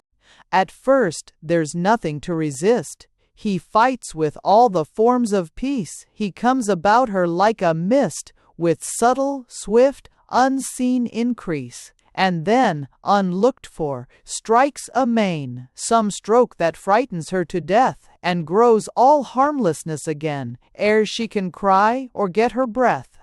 At times she stops and stands at bay, but he, in all more strong than she, subdues her with his pale dismay, or more admired audacity. She plans some final, fatal blow, but when she means with frowns to kill, he looks as if he loved her so. She smiles to him against her will. How sweetly he implies her praise! His tender talk, his gentle tone, the manly worship in his gaze, they nearly make her heart his own. With what an air he speaks her name! His manner always recollects her sex, and still the woman's claim is taught its scope by his respects. Her charms, perceived to prosper first in his beloved advertencies, when in her glass they are rehearsed, prove his most powerful allies. Ah, whither shall a maiden flee, when a bold youth so swift pursues, and siege of tenderest courtesy, with hope perseverant, still renews? Why fly so fast? Her flattered breast thanks him who finds her fair and good. She loves her fears, veiled joys arrest, the foolish terrors of her blood, by secret, sweet degrees. Her heart, vanquished, takes warmth from his desire. She makes it more with hidden art, and fuels love's late dreaded fire. The generous credit he accords to all the signs of good in her redeems itself, his praiseful words, the virtues they impute confer.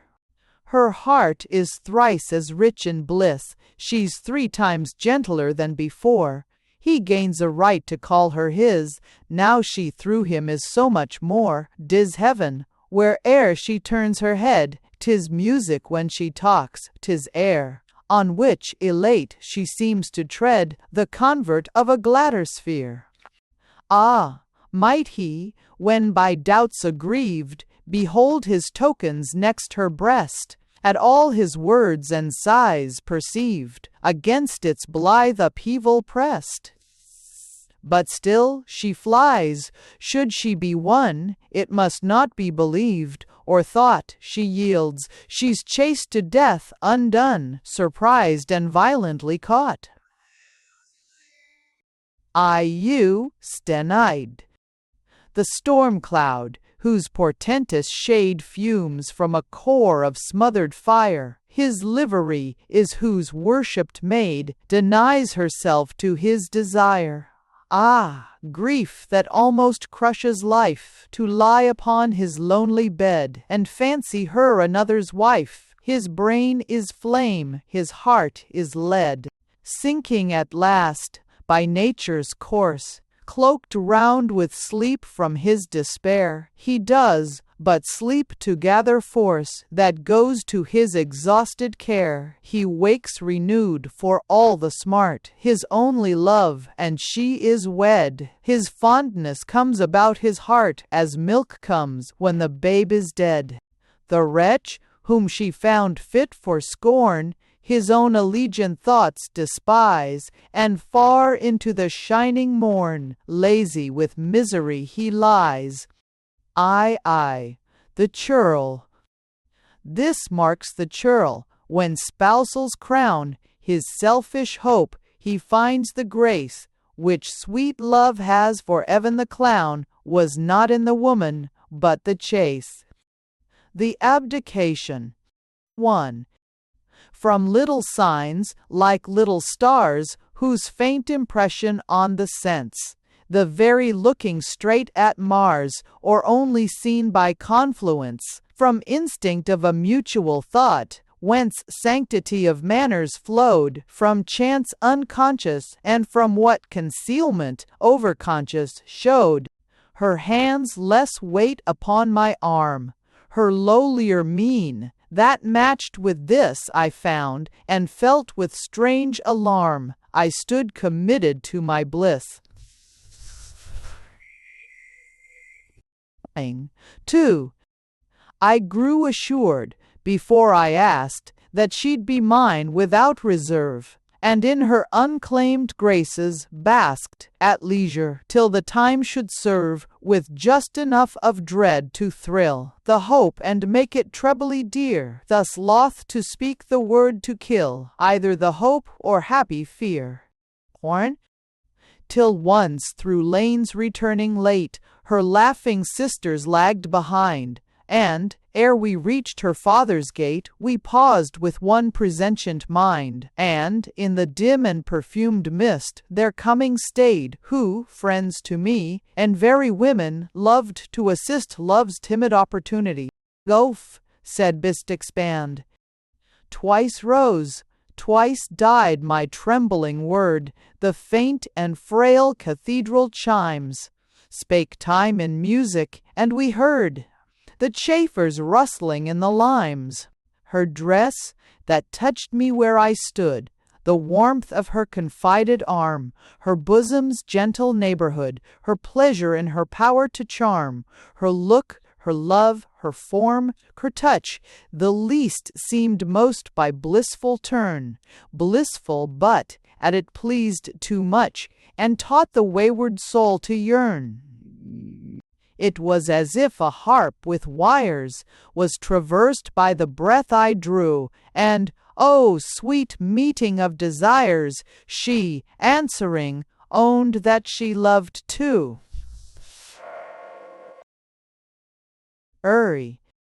Honoria was to be my bride.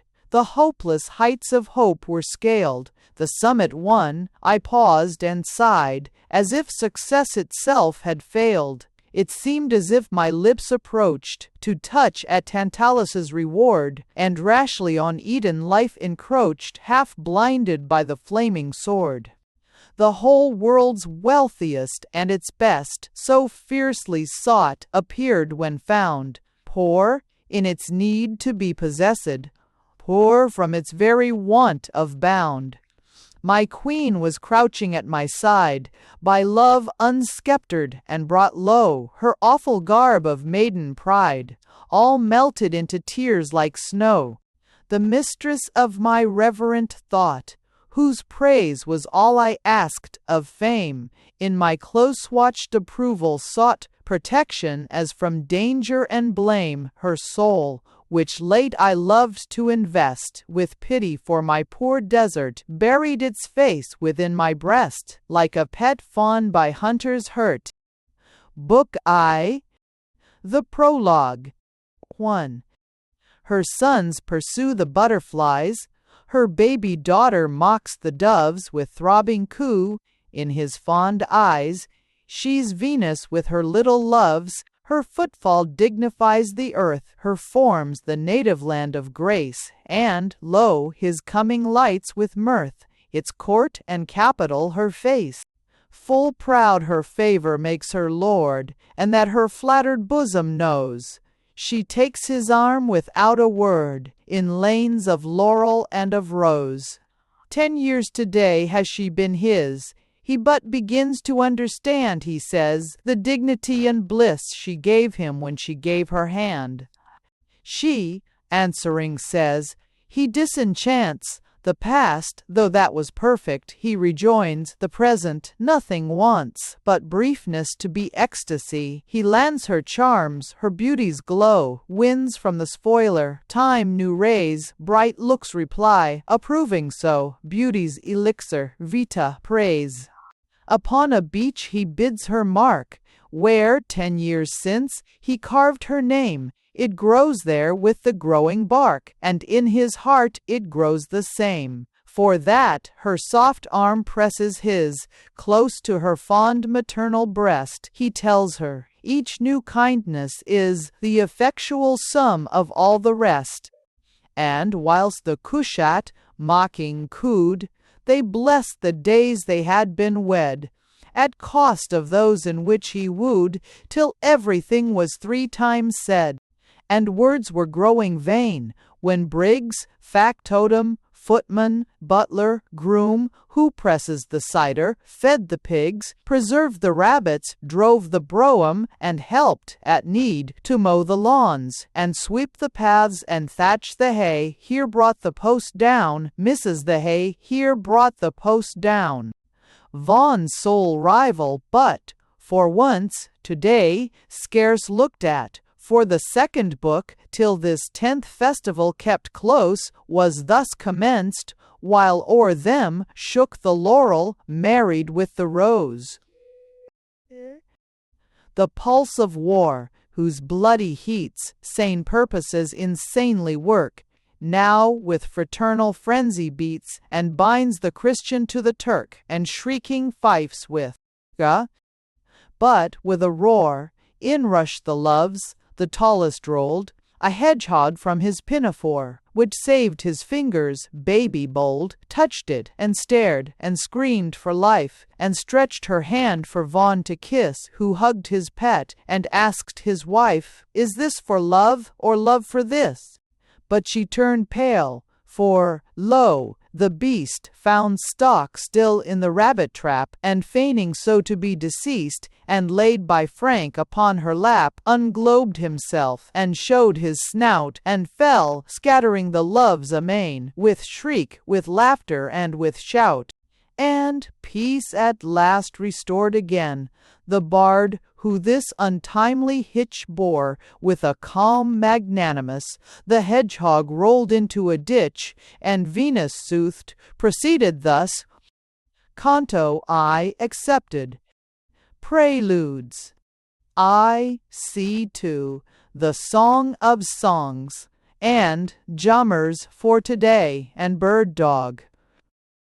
The pulse of war, whose bloody heats, sane purposes insanely work, now with fraternal frenzy beats, and binds the Christian to the Turk, and shrieking fifes and braggart flags through quiet England teach our breath the courage corporate that drags the coward to heroic death.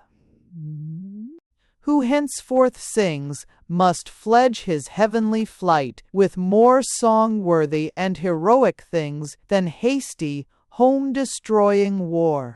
While might and right are not agreed, and battle thus is yet to wage, so long let laurels be the meed of soldier as of poet sage.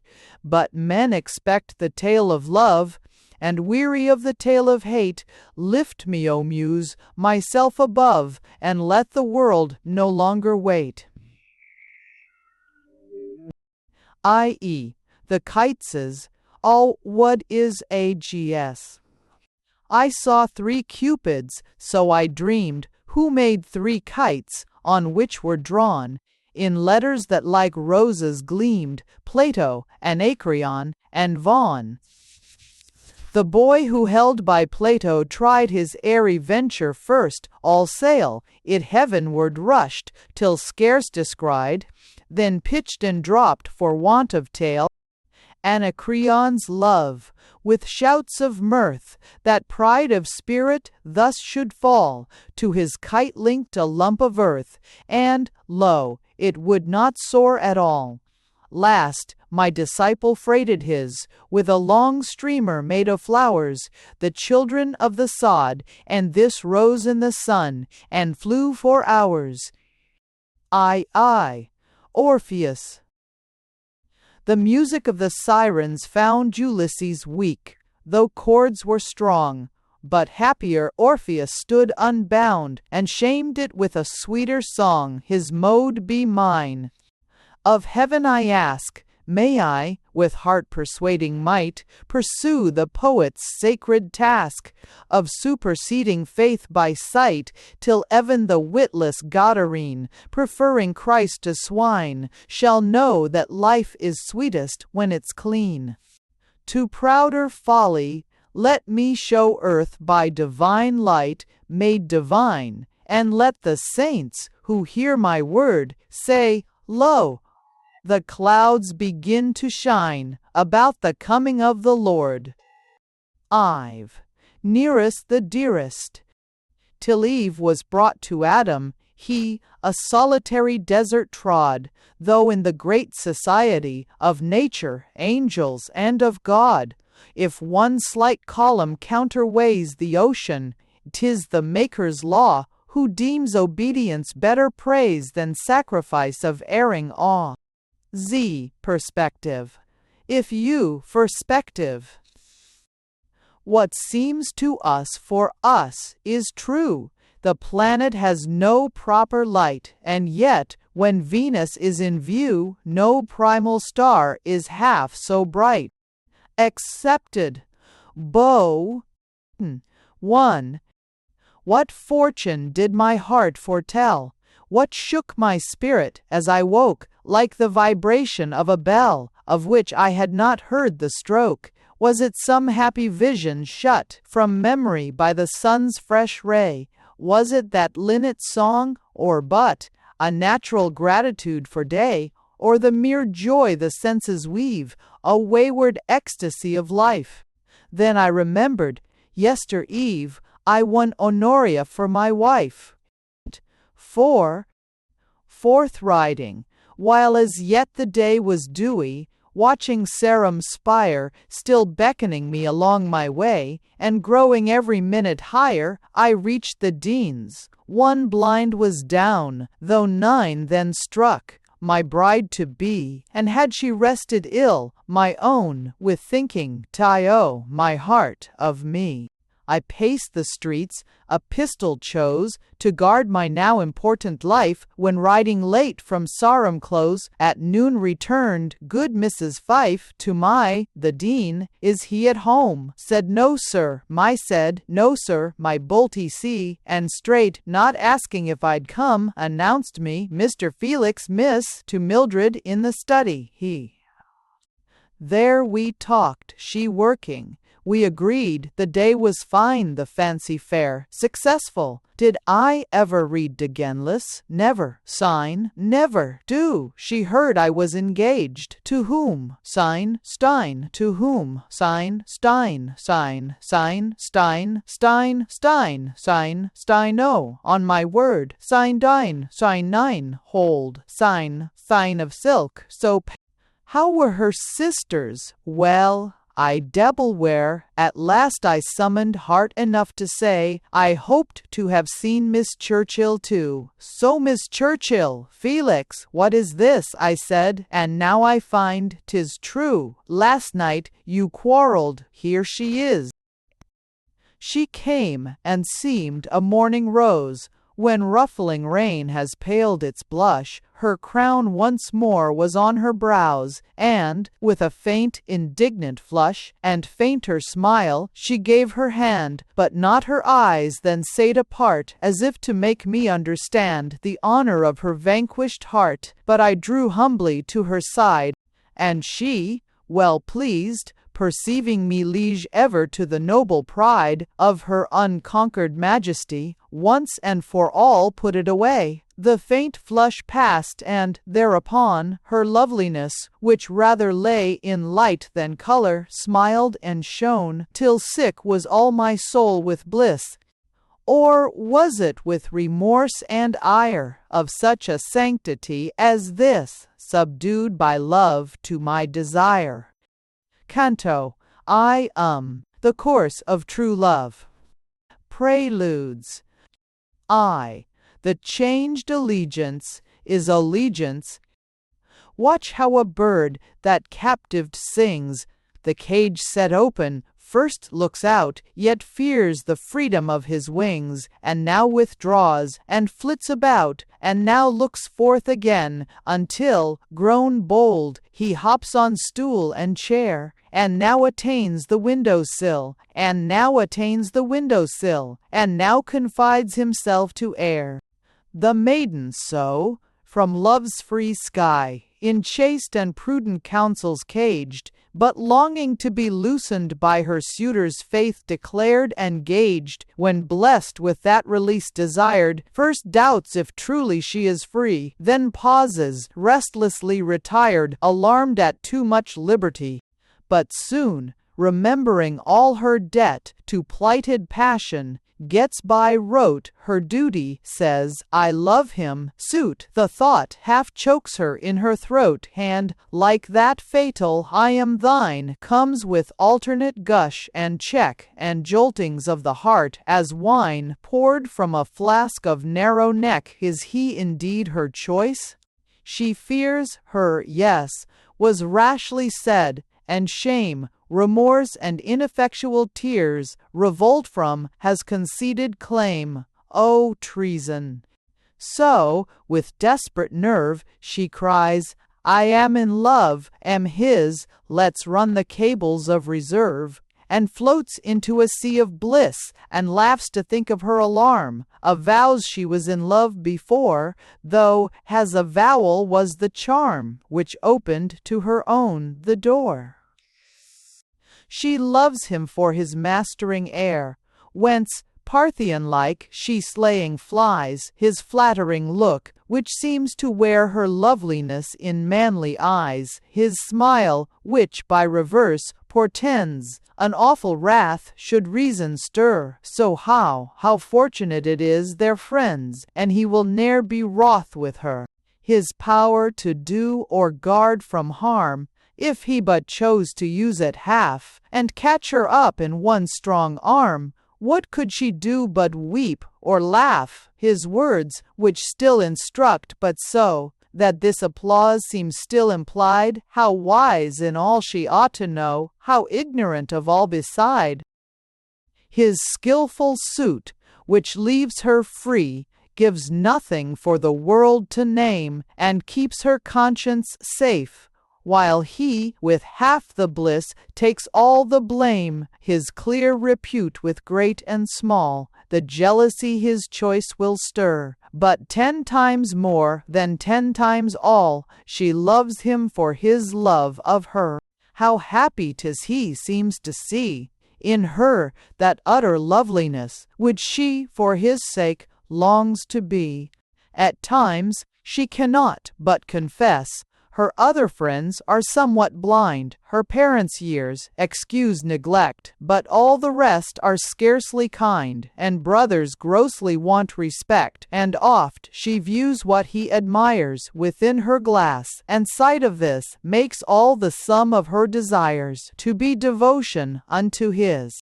But still, at first whatever's done, a touch, her hand pressed lightly, she stands dizzied, shocked and flushed, like one set sudden neck deep in the sea, and, though her bond for endless time, to his good pleasure gives her o'er, the slightest favor seems a crime, because it makes her love him more. But that she ne'er will let him know, for what were love should reverence cease, a thought which makes her reason so inscrutable it seems caprice, with her, as with a desperate town, too weak to stand, too proud to treat, the conqueror, though the walls are down, has still to capture street by street. But, after that, habitual faith, divorced from self, where late 'twas due, walks nobly in its novel path, and she's too changed allegiance true, and prizing what she can't prevent, right wisdom, often misdeemed whim, her will's indomitably bent on mere submissiveness to him. To him she'll cleave, for him forsake father's and mother's fond command. He is her lord, for he can take hold of her faint heart with his hand. Ay, beauty, beauty, beauty deludes. O shaft well shot, to strike the mark's true opposite. That ugly good is scorned proves not 'tis beauty lies, but lack of it. By heaven's law the Jew might take a slave to wife if she was fair, so strong a plea does beauty make, that, where 'tis seen, discretion's there. Quote, Fart. Where 'tis seen, if, by a monstrous chance, we learn that this illustrious font's a lie, our minds, by which the eyes discern, see hideous contrariety, and laugh at nature's wanton mood, which, thus a swinish thing to flout, though haply in its gross way good, hangs such a jewel in its snout. I.e., Leie and Lucretia. Did first his beauty wake her sighs? That's Leigh's. Thus Lucretia's known, the beauty in her lover's eyes was admiration of her own. The course of true love. 9. Reining turgery. O beating heart of sweet alarm, which stays the lover's step when near his mistress and her awful charm, of grace and innocence sincere. I held the half-shut door, and heard the voice of my betrothed wife, who sang my verses, every word, by music taught its latent life, with interludes of well-touched notes, that flashed, surprising and serene, as meteor after meteor floats, the soft autumnal stars between. There was a passion in her tone, a tremor when she touched the keys, which told me she was there alone, and uttering all her soul at ease. I entered, for I did not choose to learn how in her heart I throve. By chance or stealth beyond her use, her greeting flattered me with love.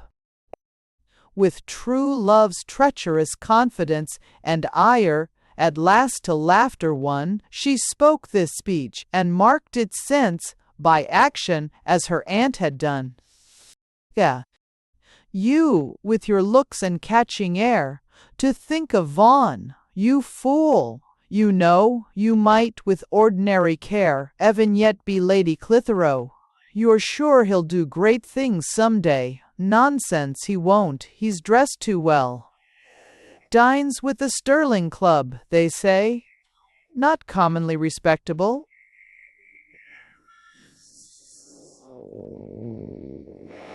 His curly hair I think's a wig, and, for his fortune, why, my dear, 'tis not enough to keep a gig. Rich aunts and uncles never die, and what you bring won't do for dress, and so you'll live on, by and by, within oaten cake and watercress.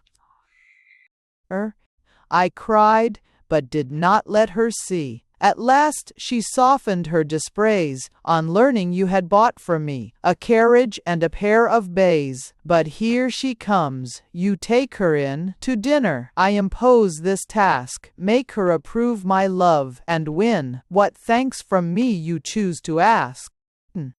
My niece has told you every word I said of you.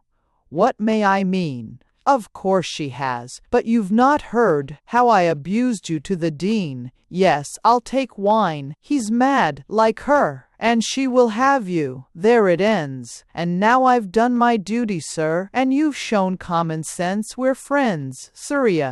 6. Go, child, and see him out yourself, Aunt Maud said, after tea, and show the place upon that upper shelf where Petrarch stands, lent long ago. God dar. These rose leaves to my heart be pressed, Honoria, while it aches for you, cert. The rose in ruin from her breast fell as I took a fond adieu. You must go now, love. The air is thick with starlight. Just let me tie this scarf on. Does let me tie this scarf on. Oh, your Petrarch, there, I'm coming, aunt. Does wheat. Does a. Ah, love, to me 'tis death to part, yet you, my severed life, smile on. These good nights, Felix, break my heart, I'm only gay till you are gone. With love's bright arrows from her eyes, and balm on her permissive lips, she passed, and night was a surprise, as when the sun at Quito dips. Her beauties were like sunlit snows, flushed but not warmed with my desire. Oh, how I loved her, fiercely glows, in the pure air of frost the fire. Who for a year is sure of fate, I thought, disheartened as I went, wroth with the dean, who bade me wait, and vexed with her, who seemed content. Nay, could eternal life afford, that tyranny should thus deduct from this fair land, which called me lord, a year of the sweet usufruct? It might not, and it should not be. I'd go back now, and he must own at once my love's compulsive plea. I turned, I found the dean alone. Nonsense, my friend, go back to bed. It's 12:30. July then, sir. Well, come tomorrow, at last he said, and you may talk of it with her. A light gleamed as I passed the stair, a pausing foot, a flash of dress, and a sweet voice. Is Felix there? Is Felix there? Wassing July, love, says Papa, so wassing, Maberbind, wassing dozens as the canto the country ball, preludes. I love ceremonious NC. Keep your undressed familiar style for strangers, but respect your friend, Hermost, whose matrimonial smile is, and asks honor without end. 'Tis found, and needs it must so be, that life from love's allegiance flags, when love forgets his majesty, in sloth's unceremonious rags. Let love make home a gracious court. There let the world's rude, hasty ways be fashioned to a loftier port, and learn to bow and stand at gaze, and let the sweet respective sphere of personal worship there obtain circumference for moving clear, none treading on another's train. This makes that pleasures do not cloy, and dignifies our mortal strife with calmness and considerate joy, befitting our immortal life. The rainbow, a buzz, wes, he, horch ours. A stately rainbow came and stood, when I was young, in Highhurst Park. Its bright feet lit the hill and wood beyond, and cloud and sward were dark.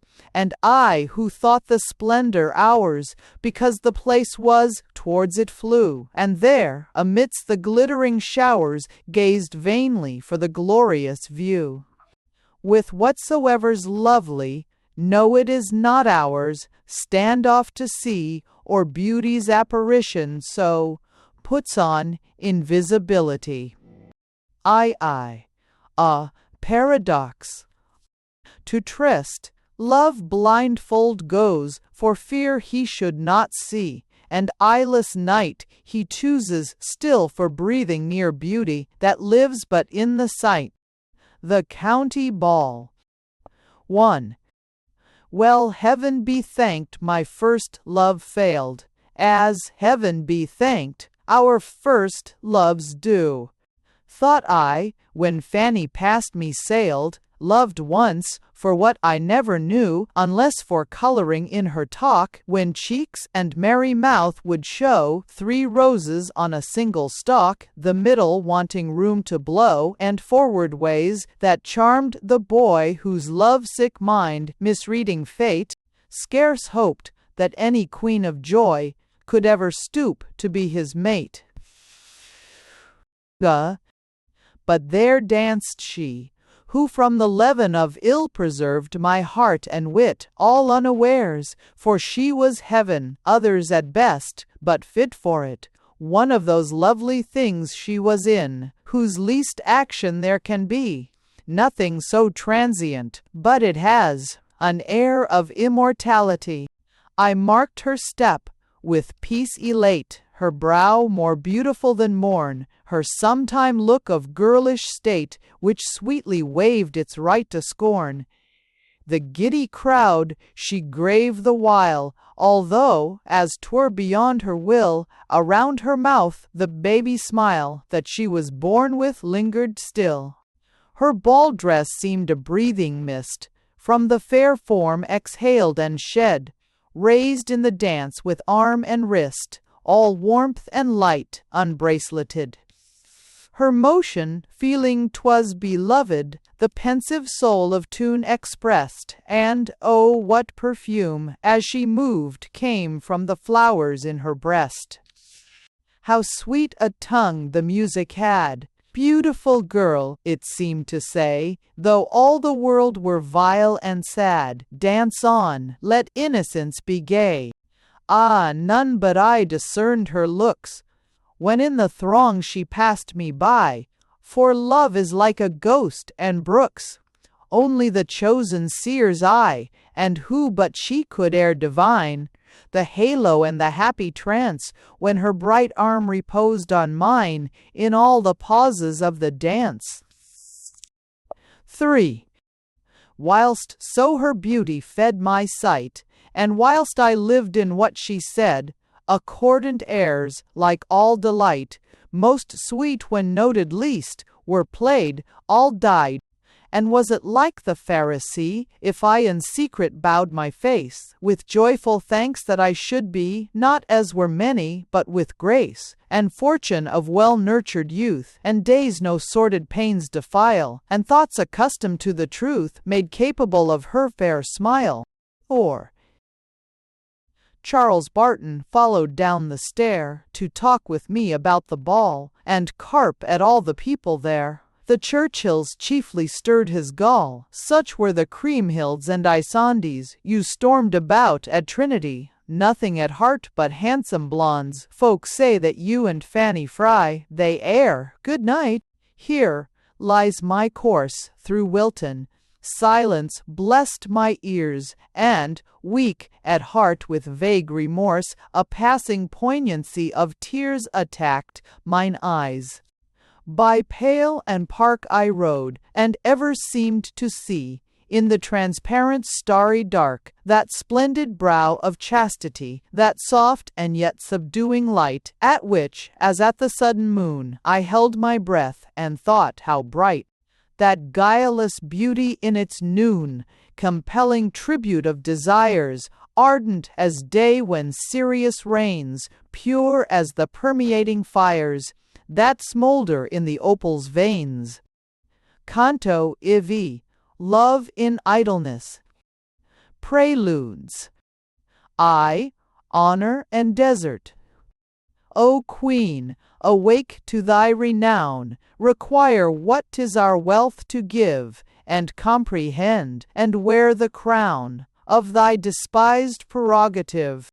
I, who in manhood's name at length with glad songs come to abdicate the gross regality of strength, must yet in this thy praise abate, that through thine erring humbleness and disregard of thy degree, mainly has man been so much less than fits his fellowship with thee. High thoughts had shaped the foolish brow, the coward had grasped the hero's sword, the vilest had been great, hadst thou, just to thyself, been worth's reward. But lofty honors undersold. I, See love and honor. What man with baseness so content, or sick with false conceit of right, as not to know that the element and inmost warmth of love's delight is honor? Who'd not rather kiss a duchess than a milkmaid? Prank the two in equal grace, which is precedent, nature's obvious rank. Much rather than a woman decked with saintly honors, chaste and good, whose thoughts celestial things affect, whose eyes express her heavenly mood. Those lesser vaunts are dimmed or lost, which plume her name or paint her lip, extinct in the deep glowing boast of her angelic fellowship. I, velour misdirected, I'll hunt for dangers north and south, to prove my love which sloth maligns. What seems to say her rosy mouth? I'm not convinced by proofs, but signs. Love in idleness. Go, what should I do? In such a wife fortune had lavished all her store, and nothing now seemed left for life but to deserve her more and more. To this I vowed my life's whole scope, and love said, I forewarn you now, the maiden will fulfill your hope only as you fulfill your vow. Feg. A promised service, task for days, was done this morning while she slept, with that full heart which thinks no praise of vows which are not more than kept, but loftier work did love impose. Gull, 6th.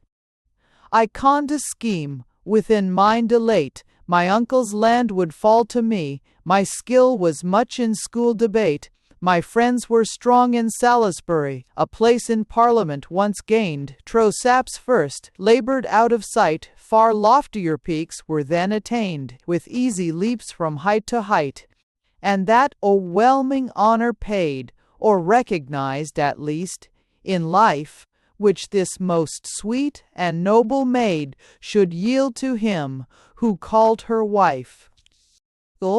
4. I fixed this rule, in Sarum Close, to make 2 visits every week, the first today, and, save on those, I naught would do, think, read, or speak, which did not help my settled will, to earn the statesman's proud applause, and now, forthwith, to mend my skill in ethics, politics, and laws, the statesman's learning. Flushed with power, and pride of freshly formed resolve, I read Helvetius half an hour. But, halting in attempts to solve, why, more than all things else that be, a lady's grace hath force to move, that sensitive appetency of intellectual good, called love, took Blackstone down, only to draw my swift arriving thoughts ere long to love, which is the source of law, and, like a king, can do no wrong. Then opened Hyde, where loyal hearts, with faith unpropped by precedent, began to play rebellious parts. O mighty stir that little meant! How dull the crude, ploughed fields of fact to me who trod the Elysian grove! How idle all heroic act by the least suffering of love! I could not read, so took my pen, and thus commenced, in form of notes, a lecture for the Salisbury men, with due regard to Tory votes. A road's a road, though worn to ruts, they speed who travel straight therein, but he who tacks and tries short-cuts gets fool's praise and a broken shin.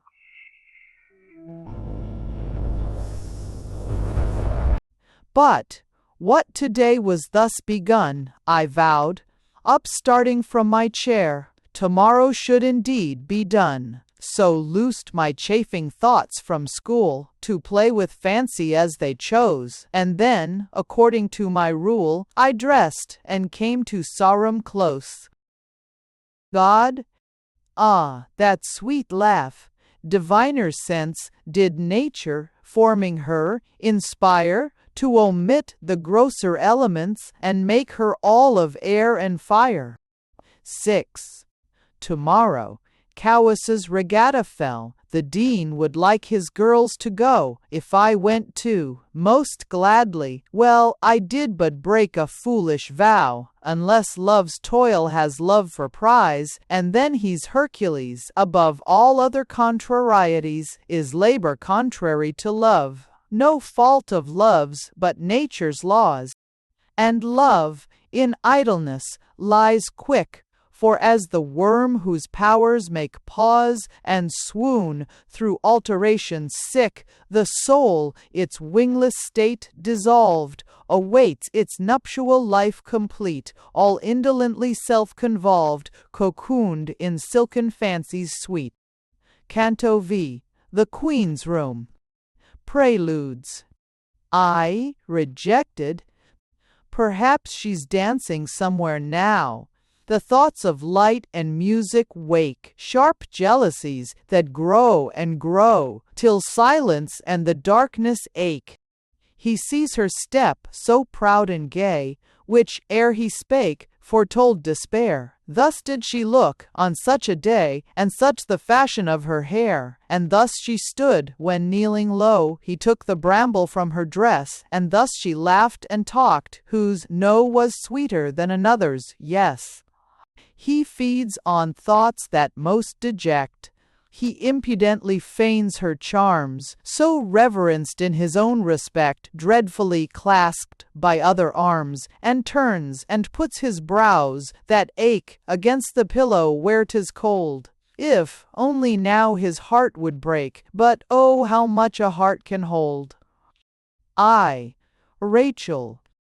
You loved her, and would lie all night, thinking how beautiful she was, and what to do for her delight. Now both are bound with alien laws. Be patient, put your heart to school, weep if you will, but not despair. The trust that naught goes wrong by rule should ease this load the many bear. And you've a livin' tho't.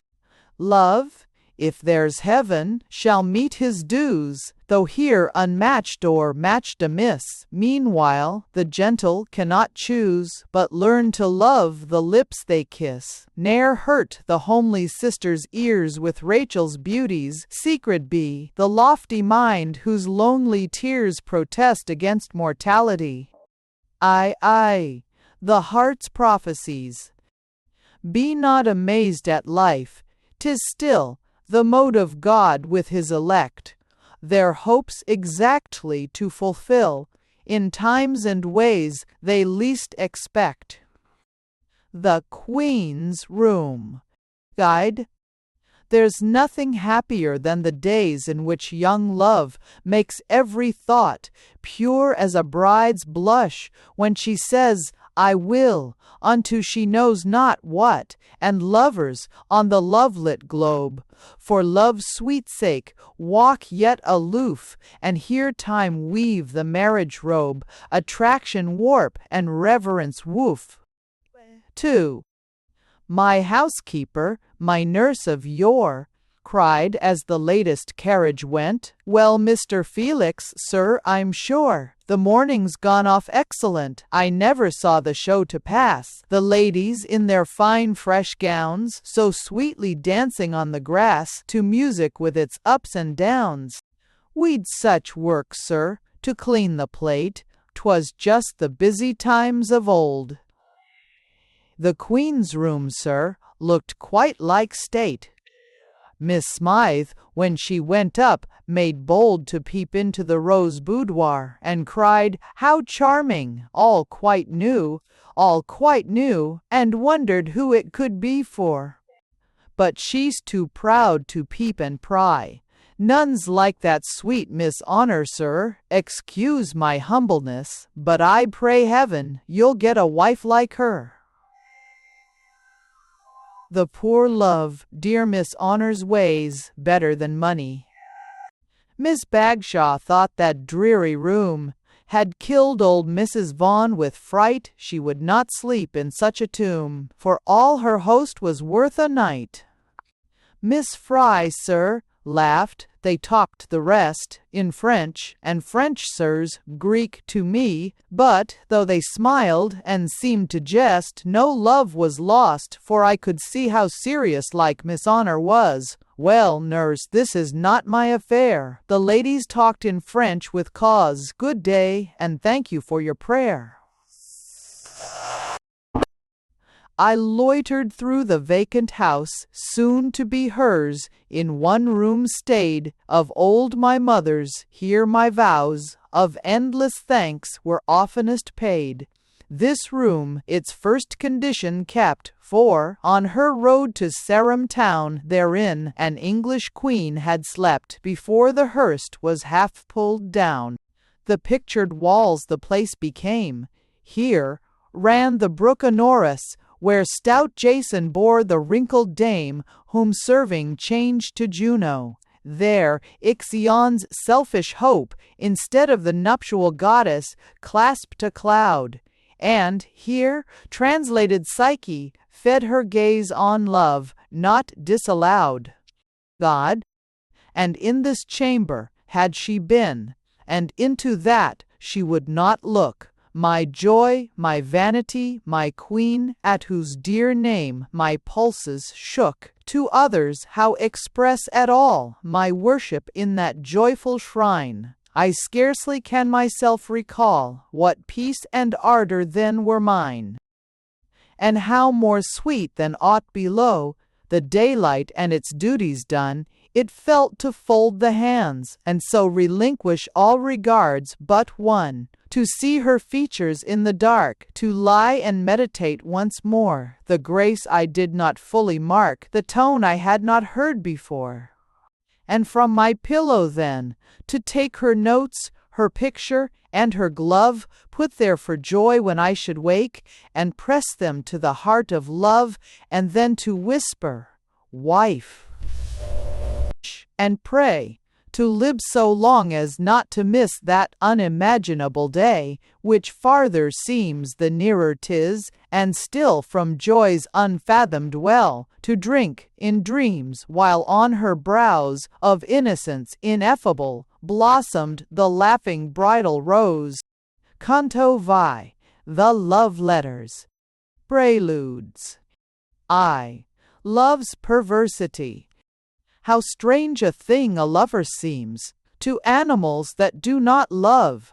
Lo, where he walks and talks in dreams, and flouts us with his lady's glove. How foreign is the garb he wears, and how his great devotion mocks our poor propriety, and scares the undevout with paradox. His soul, through scorn of worldly care, and great extremes of sweet and gall, and musing much on all that's fair, grows witty and fantastical. He sobs his joy, and sings his grief, and evermore finds such delight in simply picturing his relief, that plaining seems to cure his plight. He makes his sorrow when there's none, when peebly his fancy blows both cold and hot. Next to the wish that she'll be won, his first hope is that she may not. He sues, yet deprecates consent. Would she be captured, she must fly. She looks too happy and content, for whose least pleasure he would die. Oh, cruelty, she cannot care for one to whom she's always kind. He says he's not, but, oh despair, if he's not Jove to her fond mind. He's jealous if she pets a dove. She must be his with all her soul. Yet 'tis a postulate in love, that part is greater than the whole. And all his apprehensions stress, when he's with her, regards her hair, her hand, a ribbon of her dress, as if his life were only there. Because she's constant, he will change, and kindest glances coldly meet, and, all the time he seems so strange, his soul is fawning at her feet. Of smiles and simple heaven grown tired, he wickedly provokes her tears, and when she weeps as he desired, falls slain with ecstasies of fears. He blames her, though she has no fault, except the folly to be his. He worships her, the more to exalt the profanation of a kiss. Health's his disease, he's never well. But when his paleness shames her rose, his faith's a rock-built citadel, its sign a flag that each way blows. His o'erfed fancy frets and fumes, and love in him is fierce like hate, and ruffles his ambrosial plumes against the bars of time and fate. The power of love. Samson the mighty, Solomon the wise, and holy David, all must doff their crowns to love, for none but fell as love would scorn to fall. And what may fallen spirits win, when stripes and precepts cannot move? Only the sadness of all sin, when looked at in the light of love. The love letters. 1. You ask, will admiration halt, should spots appear within my sun? Oh, how I wish I knew your fault, for love's tired gaze to rest upon. Your graces, which have made me great, will I so loftily admire. Yourself shall emulate, and be yourself your own desire. I'll nobly mirror you too fair, and, when you're false to me your glass, what's wanting, you'll by that repair, so bring yourself through me to pass. O dearest, tell me how to prove goodwill, which cannot be expressed. The beneficial heart of love is laver in an idle breast. Name in the world your chosen part, and here I vow, with all the bent and application of my heart, to give myself to your content. Would you live on, home-worshipped thus, not proudly high, nor poorly low? Indeed, the lines are fallen to us, in pleasant places, be it so. But would you others heavenward move, by sight, not faith, while you they admire? I'll help with zeal as I approve, that just and merciful desire, high as the lonely moon to view. I'll lift your light, do you decree your place, I'll win it, for from you command inspires capacity, or, unseen, would you sway the world more surely? Then in gracious rhyme, I'll raise your emblem, fair unfurled, with blessing in the breeze of time. Faith removes mountains, much more love. Let your contempt abolish me, if aught of your devisal prove too hard or high to do or be. Righted Mao. Oh, I ended.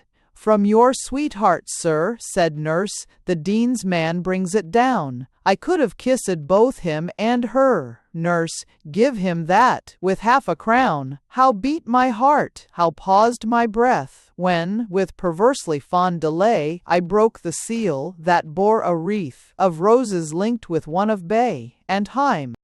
3. I found your note.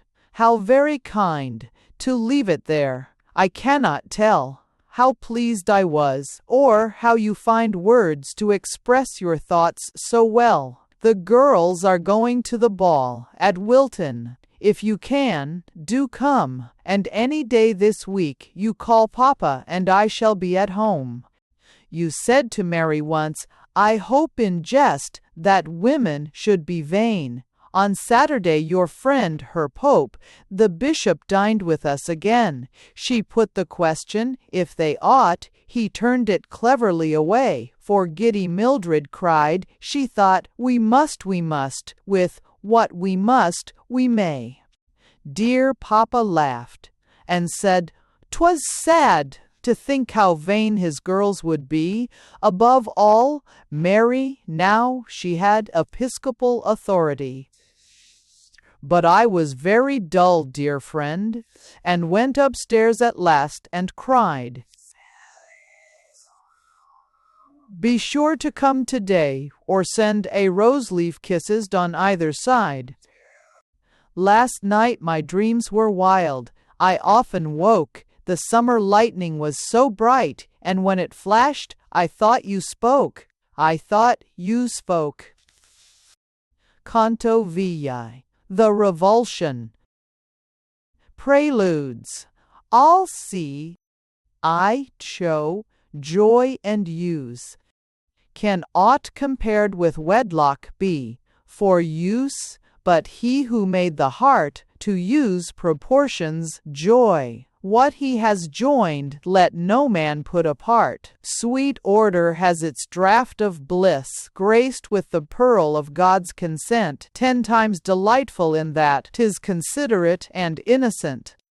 In vain disorder grasps the cup, the pleasure's not enjoyed but spilt, and if he stoops to lick it up, it only tastes of earth and guilt. His sorry raptures rest destroys, to live, like comets they must roam, on settled poles turn solid joys, and sun-like pleasures shine at home. Ay, she was Minna, she was Minna. Thy tears or prize thy loss. Thy wife, in what was she particular? Others of comely face and life, others as chaste and warm there are, and when they speak they seem to sing. Beyond her sex she was not wise, and there is no more common thing than kindness in a woman's eyes. Then wherefore weep so long and fast? Why so exceedingly repine? Say, how has thy beloved surpassed so much all others? She was mine, she was mine. The revulsion. 'Twas when the spousal time of May hangs all the hedge with bridal wreaths, and airs so sweet the bosom gay. Give thanks for every breath it breathes, when like to like is gladly moved, and each thing joins in spring's refrain. Let those love now who never loved, let those who have loved love again. That I, in whom the sweet time wrought, lay stretched within a lonely glade, abandoned to delicious thought, beneath the softly twinkling shade. The leaves, all stirring, mimicked well a neighboring rush of rivers cold, and, as the sun or shadow fell, so these were green, and those were gold. In dim recesses hyacinths drooped, and breaths of primrose lit the air, which, wandering through the woodland, stooped, and gathered perfumes here and there. Upon the spray the squirrel swung, and careless songsters, 6 or 7, sang lofty songs the leaves among, fit for their only listener, heaven. I sighed, immeasurable bliss gains nothing by becoming more. Millions have meaning, after this, ciphers forget the integer. As cool, and so I mused, till musing brought a dream that shook my house of clay, and, in my humbled heart I thought, to me there yet may come a day, with this the single vestige seen, of comfort, earthly or divine. My sorrow some time must have been her portion, had it not been mine. Then I, who knew, from watching life, that blows foreseen are slow to fall, rehearsed the losing of a wife, and faced its terrors each and all. The knell that bade the world beware of mirth, the heartless and intolerable indignity of earth to earth, to earth. At morn, remembering by degrees that she I dreamed about was dead, love's still recurrent jubilees, the days that she was born, one, wed, the duties of my life the same, their meaning for the feelings gone, friendship impertinent, and fame disgusting, and, more harrowing, none, small household troubles fallen to me, as, what time would I dine today? And, oh, how could I bear to see the noisy children at their play? Besides, where all things limp and halt, could I go straight, should I alone have kept my love without default, pitched at the true and heavenly tone? The festal day might come to mind, that misses the gift which more endears, the hour which might have been more kind, and now less fertile in vain tears, the good of common intercourse, for daintier pleasures, then despised. Now with what passionate remorse, what poignancy of hunger prized. The little wrong, now greatly rude, which no repentance now could right, and love, in disbelieving mood, deserting his celestial height, withal to know, God's love sent grief, to make me less the world's, and more meek-hearted. Ah, the sick relief! Why bowed I not my heart before? What, I exclaimed, with chill alarm, if this fantastic horror shows the feature of an actual harm? And, coming straight to Sarum close, as one who dreams his wife is dead, and cannot in his slumber weep, and moans upon his wretched bed, and wakes, and finds her there asleep, and laughs and sighs, so I, not less relieved, beheld, with blissful start, the light and happy loveliness which lay so heavy on my heart. Canto VII. The Koh-i-Noor. Preludes. I see us in love. If he's capricious, she'll be so, but if his duties constant are, she lets her loving favor glow. As steady as a tropic star, appears there naught for which to weep, she'll weep for naught. For his dear sake, she clasps her sister in her sleep, her love in dreams is most awake. Her soul, that once with pleasure shook, did any eyes her beauty own, now wonders how they dare to look on what belongs to him alone. The indignity of taking gifts exhilarates her loving breast. A rapture of submission lifts her life into celestial rest. What's that nothing left of what she was? Back to the babe the woman dies, and all the wisdom that she has is to love him for being wise. She's confident because she fears, and, though discreet when he's away, if none but her dear despot hears, she prattles like a child at play. Perchance, when all her praise is said, he tells the news, a battle won, on either side 10,000 dead. Alas, she says, but if 'twere known, she thinks, he's looking on my face. I am his joy, whate'er I do, he sees such time-contenting grace in that he'd have me always so. And, evermore, for either's sake, to the sweet folly of the dove, she joins the cunning of the snake, to rivet and exalt his love. Her mode of candor is deceit, and what she thinks from what she'll say, although I'll never call her cheat, lies far as Scotland from Cathay. Without his knowledge he was one, against his nature kept devout, she'll never tell him how 'twas done, and he will never find it out. If, sudden, he suspects her wiles, and hears her forging chain and trap and looks, she sits in simple smiles, her 2 hands lying in her lap. Her secret privilege of the bard, whose fancy is of either sex, is mine, but let the darkness guard mysteries that light would more perplex. I love thinking, love thinking. What lifts her in my thought so far, beyond all else, let love not err. 'Tis that which all right women are, but which I'll know in none but her. She is to me the only ark of that high mystery which locks the lips of joy, or speaks in dark enigmas and in paradox, that potent charm which none can fly, nor would, which makes me bond and free, nor can I tell if first 'twas I chose it, or it elected me, which when I look intentest, lo, cheats most mine eyes, albeit my heart, content to feel and not to know, perceives it all in every part. I kiss its cheek. Its life divine exhales from its resplendent shroud. Ixion's fate reversed is mine. Authentic Juno seems a cloud. I feel a blessed warmth, I see a bright circumference of rays, but darkness, where the sun should be, fills admiration with amaze.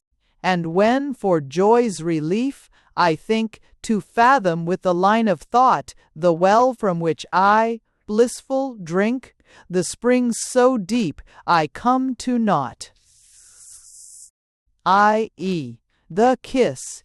I saw you take his kiss.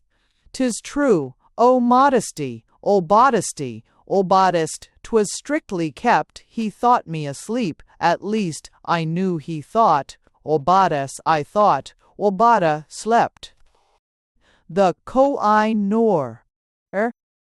Be man's hard virtues highly wrought, but let my gentle mistress be, in every look, word, deed, and thought, nothing but sweet and womanly. Her virtues please my virtuous mood, but what at all times I admire is, not that she is wise or good, but just the thing which I desire. I be staying, why staying, one with versatility to sing the theme of love to any strain, if oftenest she is anything, be it careless, talkative, and vain.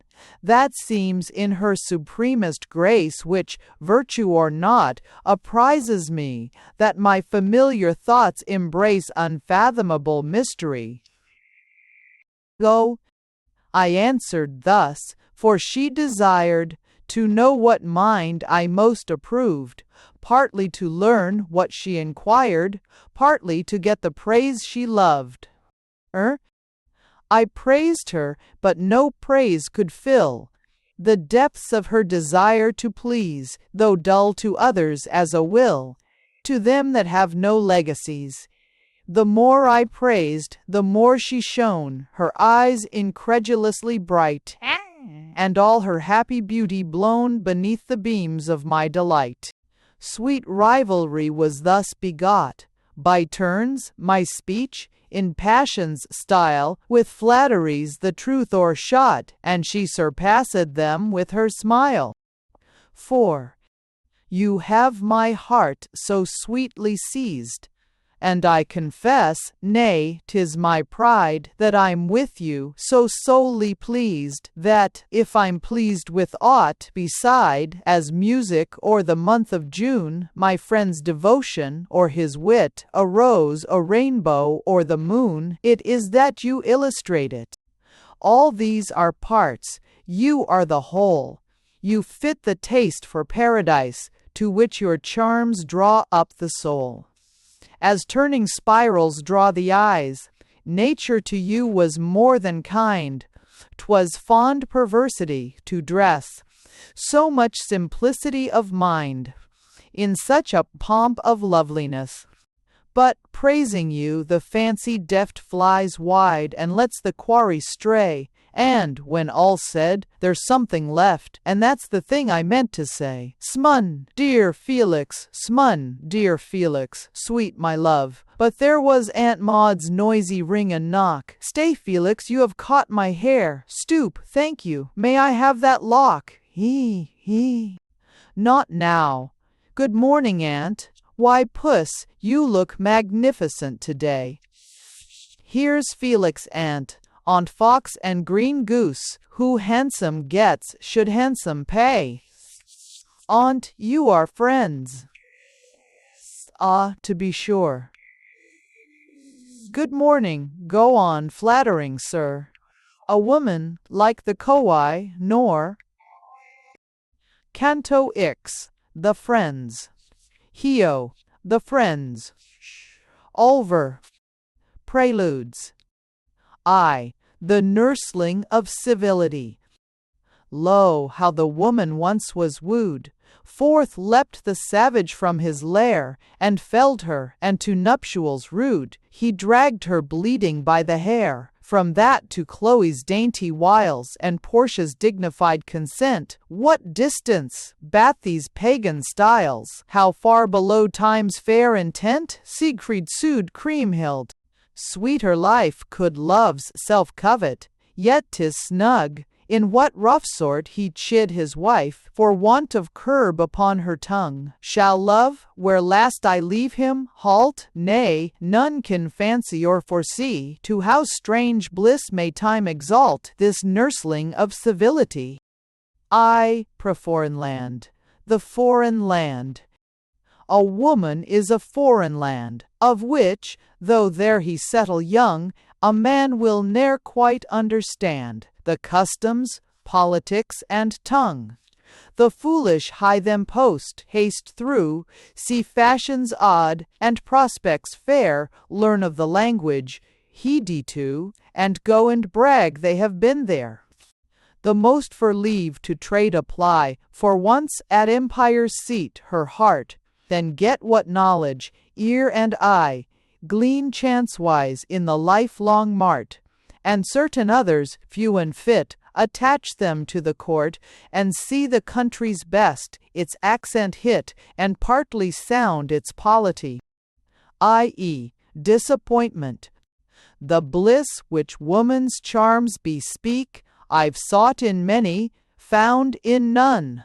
I'm many, 'tis in vain you seek what only can be found in one. The friends. And sane, starting that is action. Frank's long, dull letter, lying by, the gay sash from Honoria's waist, reproached me, passion spared a sigh, for friendship without fault disgraced. How should I greet him, how pretend I felt the love he once inspired? Time was when either, in his friend, his own deserts with joy admired. We took one side in school debate, like hopes pursued with equal thirst, were even bracketed by fate. Twin wranglers, seventh from the first, and either loved a lady's laugh. More than all music, he and I were perfect in the pleasant half of universal charity. Guy. From pride of likeness, thus I loved him, and he me, till love begot the lowliness which now approved nothing but that which I was not. Blessed was the pride of feeling so subjected to a girl's soft reign. She was my vanity, and, oh, all other vanities, how vain. Go to. Frank followed in his letter's track, and set my guilty heart at ease by echoing my excuses back, with just the same apologies. So he had slighted me as well. Nor was my mind disburthened less, when what I sought excuse to tell he of himself did first confess. Each, rapturous, praised his lady's worth, he eloquently thus, her face is the summed sweetness of the earth, her soul the glass of heaven's grace, to which she leads me by the hand. Or, briefly, all the truth to say, to you, who briefly understand, she is both heaven and the way. Displeasures and resentments pass athwart her charitable eyes, more fleetingly than breath from glass, or truth from foolish memories, her heart so touched with others' woes, she has no need of chastisement. Her gentle life's conditions close, like God's commandments, with content, and make an aspect calm and gay, where sweet affections come and go, till all who see her smile and say, how fair and happy that she's so. She is so lovely, true and pure, her virtue so endears, that often, when I think of her, life's meanness fills mine eyes with tears. You paint Miss Churchill, pray go on, she's perfect, and, if joy was much, to think her nature's paragon, 'tis more that there's another such. Praising and paying back their praise, with rapturous hearts, toward Sarum spire, we walked, in evening's golden haze, friendship from passion stealing fire. In joy's crown danced the feather jest, and parting by the deanery door, clasped hands, less shy than words, confessed, we had not been true friends before. Sees there, canto, the epitaph. Preludes. I trust, in harvest. The lover who, across a gulf of ceremony, views his love, and dares not yet address herself, pays worship to her stolen glove. The gulf o'erleapt, the lover wed, it happens oft, let truth be told. The halo leaves the sacred head, respect grows lax, and worship cold, and all love's May-day promising, like song of birds before they pair, or flush of flowers in boastful spring, dies out and leaves the summer bare.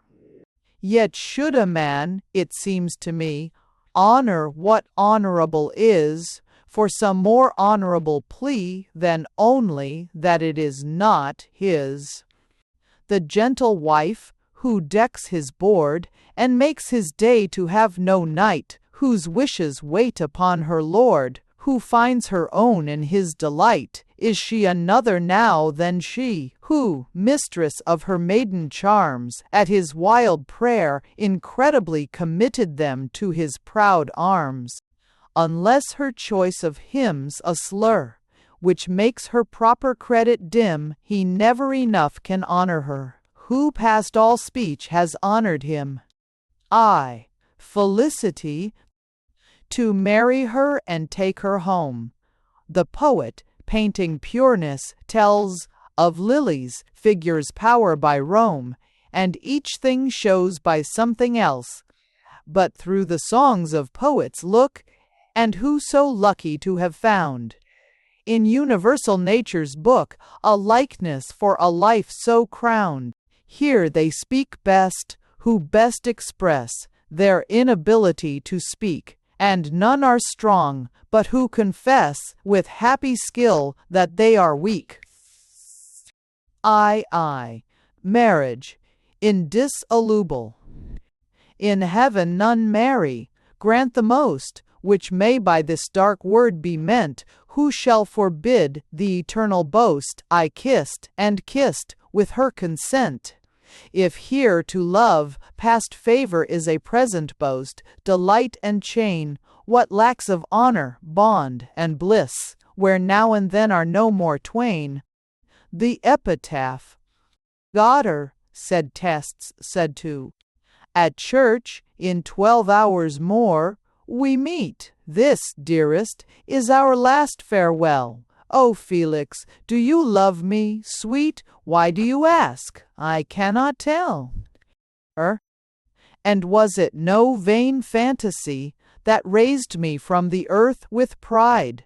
Should I tomorrow verily be bridegroom, and Honoria bride? Should I in simple fact henceforth live unconditionally lord of her whose smile for brightest worth seemed all too bountiful reward? Incredible life's promise seemed, or, credible for life too great, love his own deity blasphemed, and doffed at last his heavenly state. What law, if man could mount so high, to further insolence set bars, and kept the chaste moon in the sky, and bade him not tread out the stars? Go through in the happy. Patience and hope had parted truce, and, sun-like, love obscured his ray, with dazzling mists driven up, profuse, before his own triumphant way. I thought with prayer how Jacob paid the patient price of Rachel, them, of that calm grace. Tobias said, and Sarah's innocent, Amen.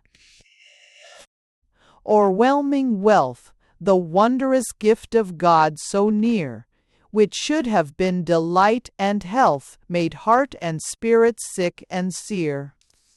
Until at last the soul of love, that recks not of its own delight, awoke and bade the mists remove, and then once more I breathed aright, and I rehearsed my marriage vow, and swore her welfare to prefer to all things, and for I as now to live, not for myself, but her. Forth from the glittering spirit's peace and gaiety ineffable, streamed to the heart delight and ease, as from an overflowing well, and, orderly deriving thence its pleasure perfect and allowed, bright with the spirit shone the sense, as with the sun a fleecy cloud. If now to part with her could make her pleasure greater, sorrow less, I for my epitaph would take, to serve seemed more than to possess. And I perceived the vision, sweet dimming with happy dew, mine eyes, that love and joy are torches lit from altar fires of sacrifice. 4. Across the sky the daylight crept, and birds grew garrulous in the grove, and on my marriage morn I slept a soft sleep, undisturbed by love. Canto she, the wedding preludes. I. Platonic love. Right art thou, who wouldst rather be a doorkeeper in love's fair house than lead the wretched revelry, where fools at swinish troughs carouse, but do not boast of being least, and if to kiss thy mistress' skirt amaze thy brain, scorn not the priest whom greater honors do not hurt. Stand off and gaze, if more than this, be more than thou canst understand, revering him whose power of bliss, angelic, dares to seize her hand, or whose seraphic love makes flight to the apprehension of her lips, and think the sun of such delight from thine own darkness takes eclipse. And, wouldst thou to the same aspire, this is the art thou must employ. Live greatly, so shalt thou acquire unknown capacities of joy, i.e., station, a demonstration. Nature, with endless being rife, parts each thing into him and her, and in the arithmetic of life the smallest unit is a pair. And thus, O strange sweet half of me, if I confess a loftier flame, if more I love high heaven than thee, I more than love thee, thine I am. And, if the world's not built of lies, nor all a cheat the gospel tells, if that which from the dead shall rise be I indeed, not something else, there's no position more secure in reason or in faith than this, that those conditions must endure, which, wanting, I myself should miss.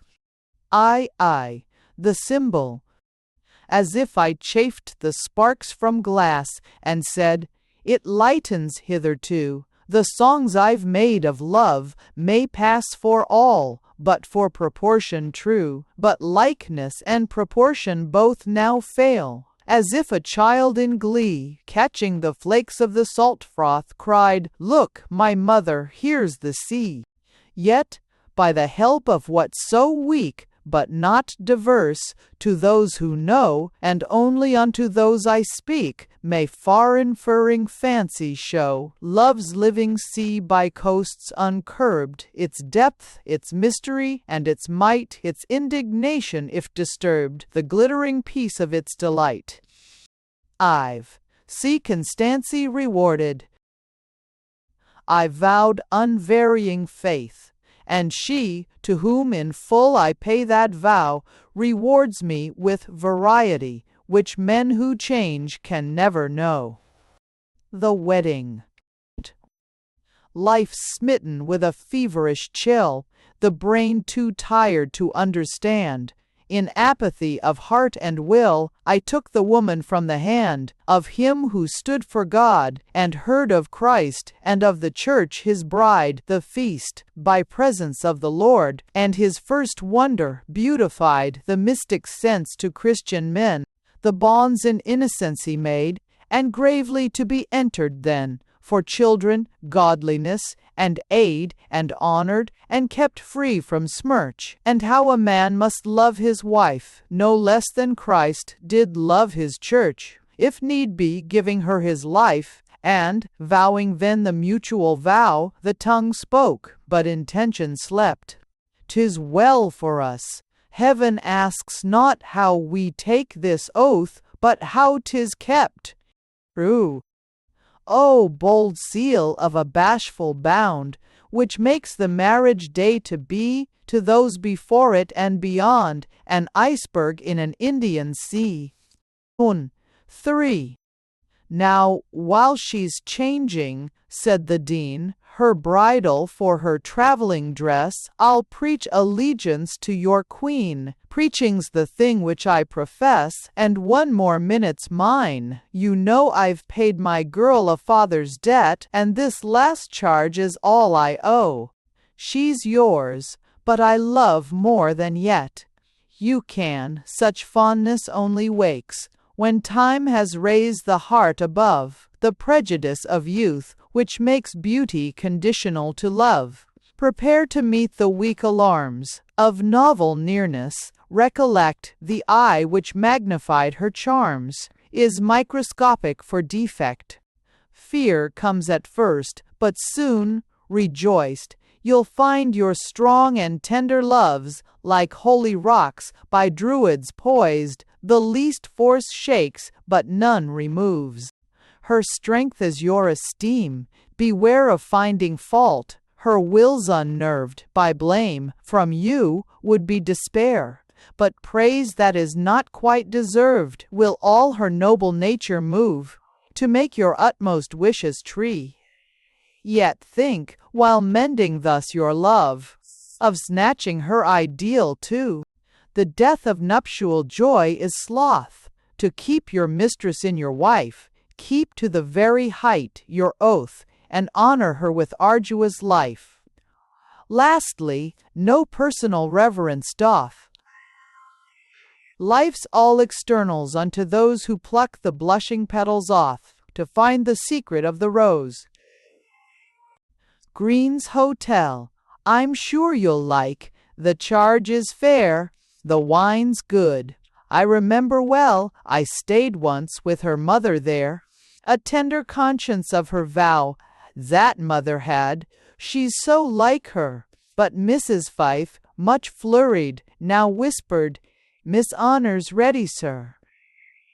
Blas whirled off at last, for speech I sought, to keep shy love in countenance, but, whilst I vainly taxed my thought, her voice delivered mime from trance. "Look, is not this a pretty shawl? Aunt's parting gift. She's always kind. She's always kind. She's always kind. Sordo, shordo, guide." I drew the silk. In heaven the night was dawning, lovely Venus shone, in languishment of tearful light, swathed by the red breath of the sun. Canto she, husband and wife. Preludes. I, the married lover. Why, having won her, do I woo? Because her spirit's vestal grace provokes me always to pursue, but, spirit-like, eludes embrace, because her womanhood is such, that, as on court days subjects kiss the queen's hand, yet so near a touch, affirms no mean familiarness, nay, rather marks more fair the height, which can with safety so neglect, as lower ladies might, that grace could meet with disrespect. Thus she with happy favour feeds allegiance from a love so high, that thence no false conceit proceeds, of difference bridged, or state put by, because, although in act and word, as lowly as a wife can be, her manners, when they call me lord, remind me 'tis by courtesy, not with her least consent of will, which would my proud affection hurt, but by the noble style that still imputes an unattained desert, double tease, double spile. because her gay and lofty brows, when all is one which hope can ask, reflect a light of hopeless snows, that bright in virgin ether bask, because, though free of the outer court I am, this temple keeps its shrine sacred to heaven, because, in short, she's not and never can be mine. I, the amaranths, feasts satiate, stars distress with height, friendship means well, but misses reach, and wearies in its best delight, vexed with the vanities of speech. Too long regarded roses even afflict the mind with fond unrest, and to converse direct within heaven is oft a labor in the breast. Whate'er the uplooking soul admires, whate'er the senses' banquet be, fatigues at last with vain desires, or sickens by satiety, but truly my delight was more in her to whom I'm bound for aye yesterday than the day before, and more today than yesterday. Husband and wife. 1. I, while the shop-girl fitted on the sandshoes, looked where, down the bay, the sea glowed with a shrouded sun. I'm ready, Felix, will you pay? That was my first expense for this sweet stranger, now my 3 days' wife. Go. Her feet, by half a mile of sea, in spotless sand, left shapely prints, with agates then she loaded me, or, the lapidary called them flints. Then at her wish I hailed a boat, to take her to the ships of war, at anchor each a lazy moat, black in the brilliance, miles from shore. 3. The morning breeze the canvas filled, lifting us o'er the bright-ridged gulf, and every lurch my darling thrilled, with light fears smiling at itself, and, dashing past the arrogant, asleep upon the restless wave, after its cruise in the Levant, we reached the Wolf, and signal gave for help to board. Within caution meet, my bride was placed within the chair, the red flag wrapped about her feet, and so swung laughing through the air. Or, "Look, love," she said, "there's Frederick Graham, my cousin, whom you met, you know." And seeing us, the brave man came, and made his frank and courteous bow, and gave my hand a sailor's shake, and said, "You asked me to the Hurst. I never thought my luck would make your wife and you my guests the first. And honor, cruel, nor did we. Have you not lately changed your ship?" "Yes, I'm commander now," said he, with a slight quiver of the lip. We saw the vessel, shone with pride, took luncheon, I must eat his salt. Parting, he said, "I fear my bride found him unselfish to a fault. His wish, he saw, had come to pass, and so, indeed, her face expressed that should be, whatever 'twas, which made his cousin happiest. We left him looking from above, rich bankrupt, for he could afford to say most proudly that his love was virtue and its own reward. But others loved as well as he, thought I, half angered, and if fate, unfair, had only fashioned me as hapless, I had been as great.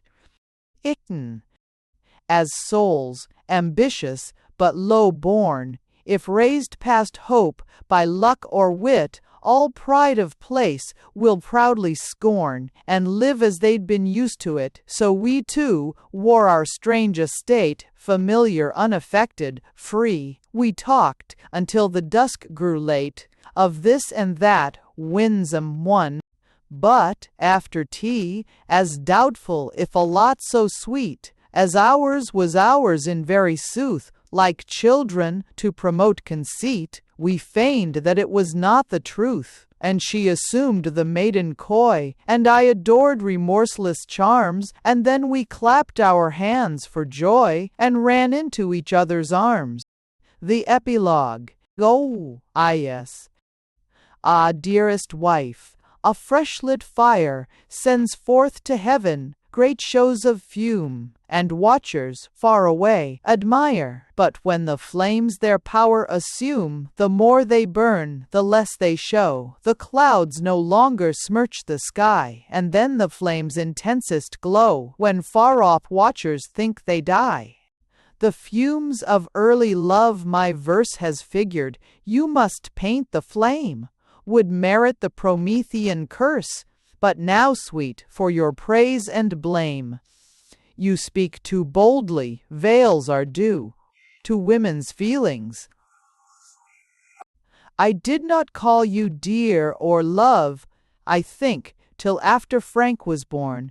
That fault I cannot well remove, the rhymes, but Frank now blew his horn, and Walter barked, on hands and knees, at baby in the midgeonette, and all made full cry for the trees, where Felix and his wife were set.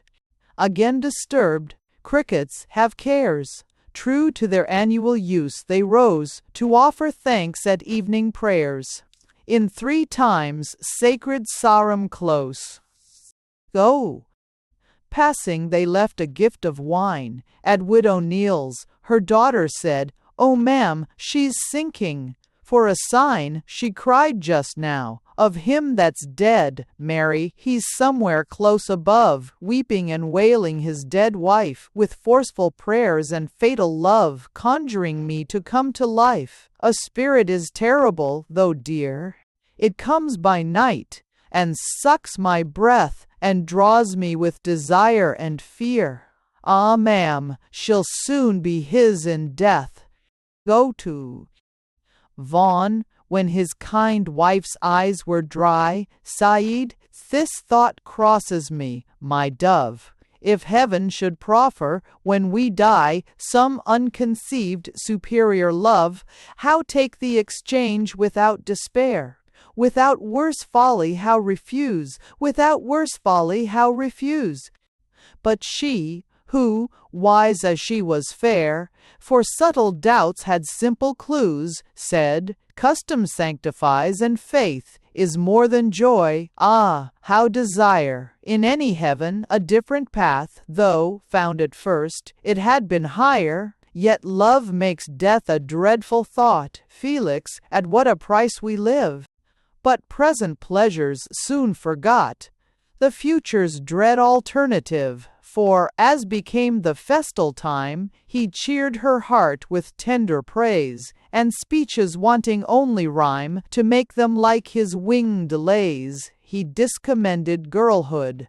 What, for sweetness like the 10 years' wife, whose customary love is not her passion or her play, but life, with beauty so maturely fair, affecting, mild, and manifold, may girlish charms more compare than apples green with apples gold.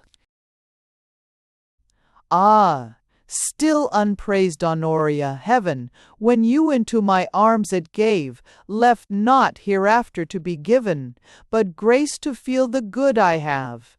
Horrible ZP. 4. Her own and manhood's modesty made dumb her love, but, on their road, his hand in hers felt soft reply, and like rejoinder found bestowed. And, when the carriage set them down, "How strange," said he, "would seem to meet, when pacing, as we now this town, a Florence or a Lisbon street, that Laura or that Catherine who, in the remote romantic years, from Petrarch or Camoens drew their songs and their immortal tears." But here their converse had its end, for, crossing the cathedral lawn, there came an ancient college friend, who, introduced to Mrs. Vaughan, lifted his hat, and bowed and smiled, and filled her kind large eyes with joy, by patting on the cheek her child, with, "Is he yours, this handsome boy?" She Odol, printed by Cassell and Company, Limited, La Belle Sauvage, London, EC, 18491. Thanks for listening to The Angel in the House by Coventry Patmore.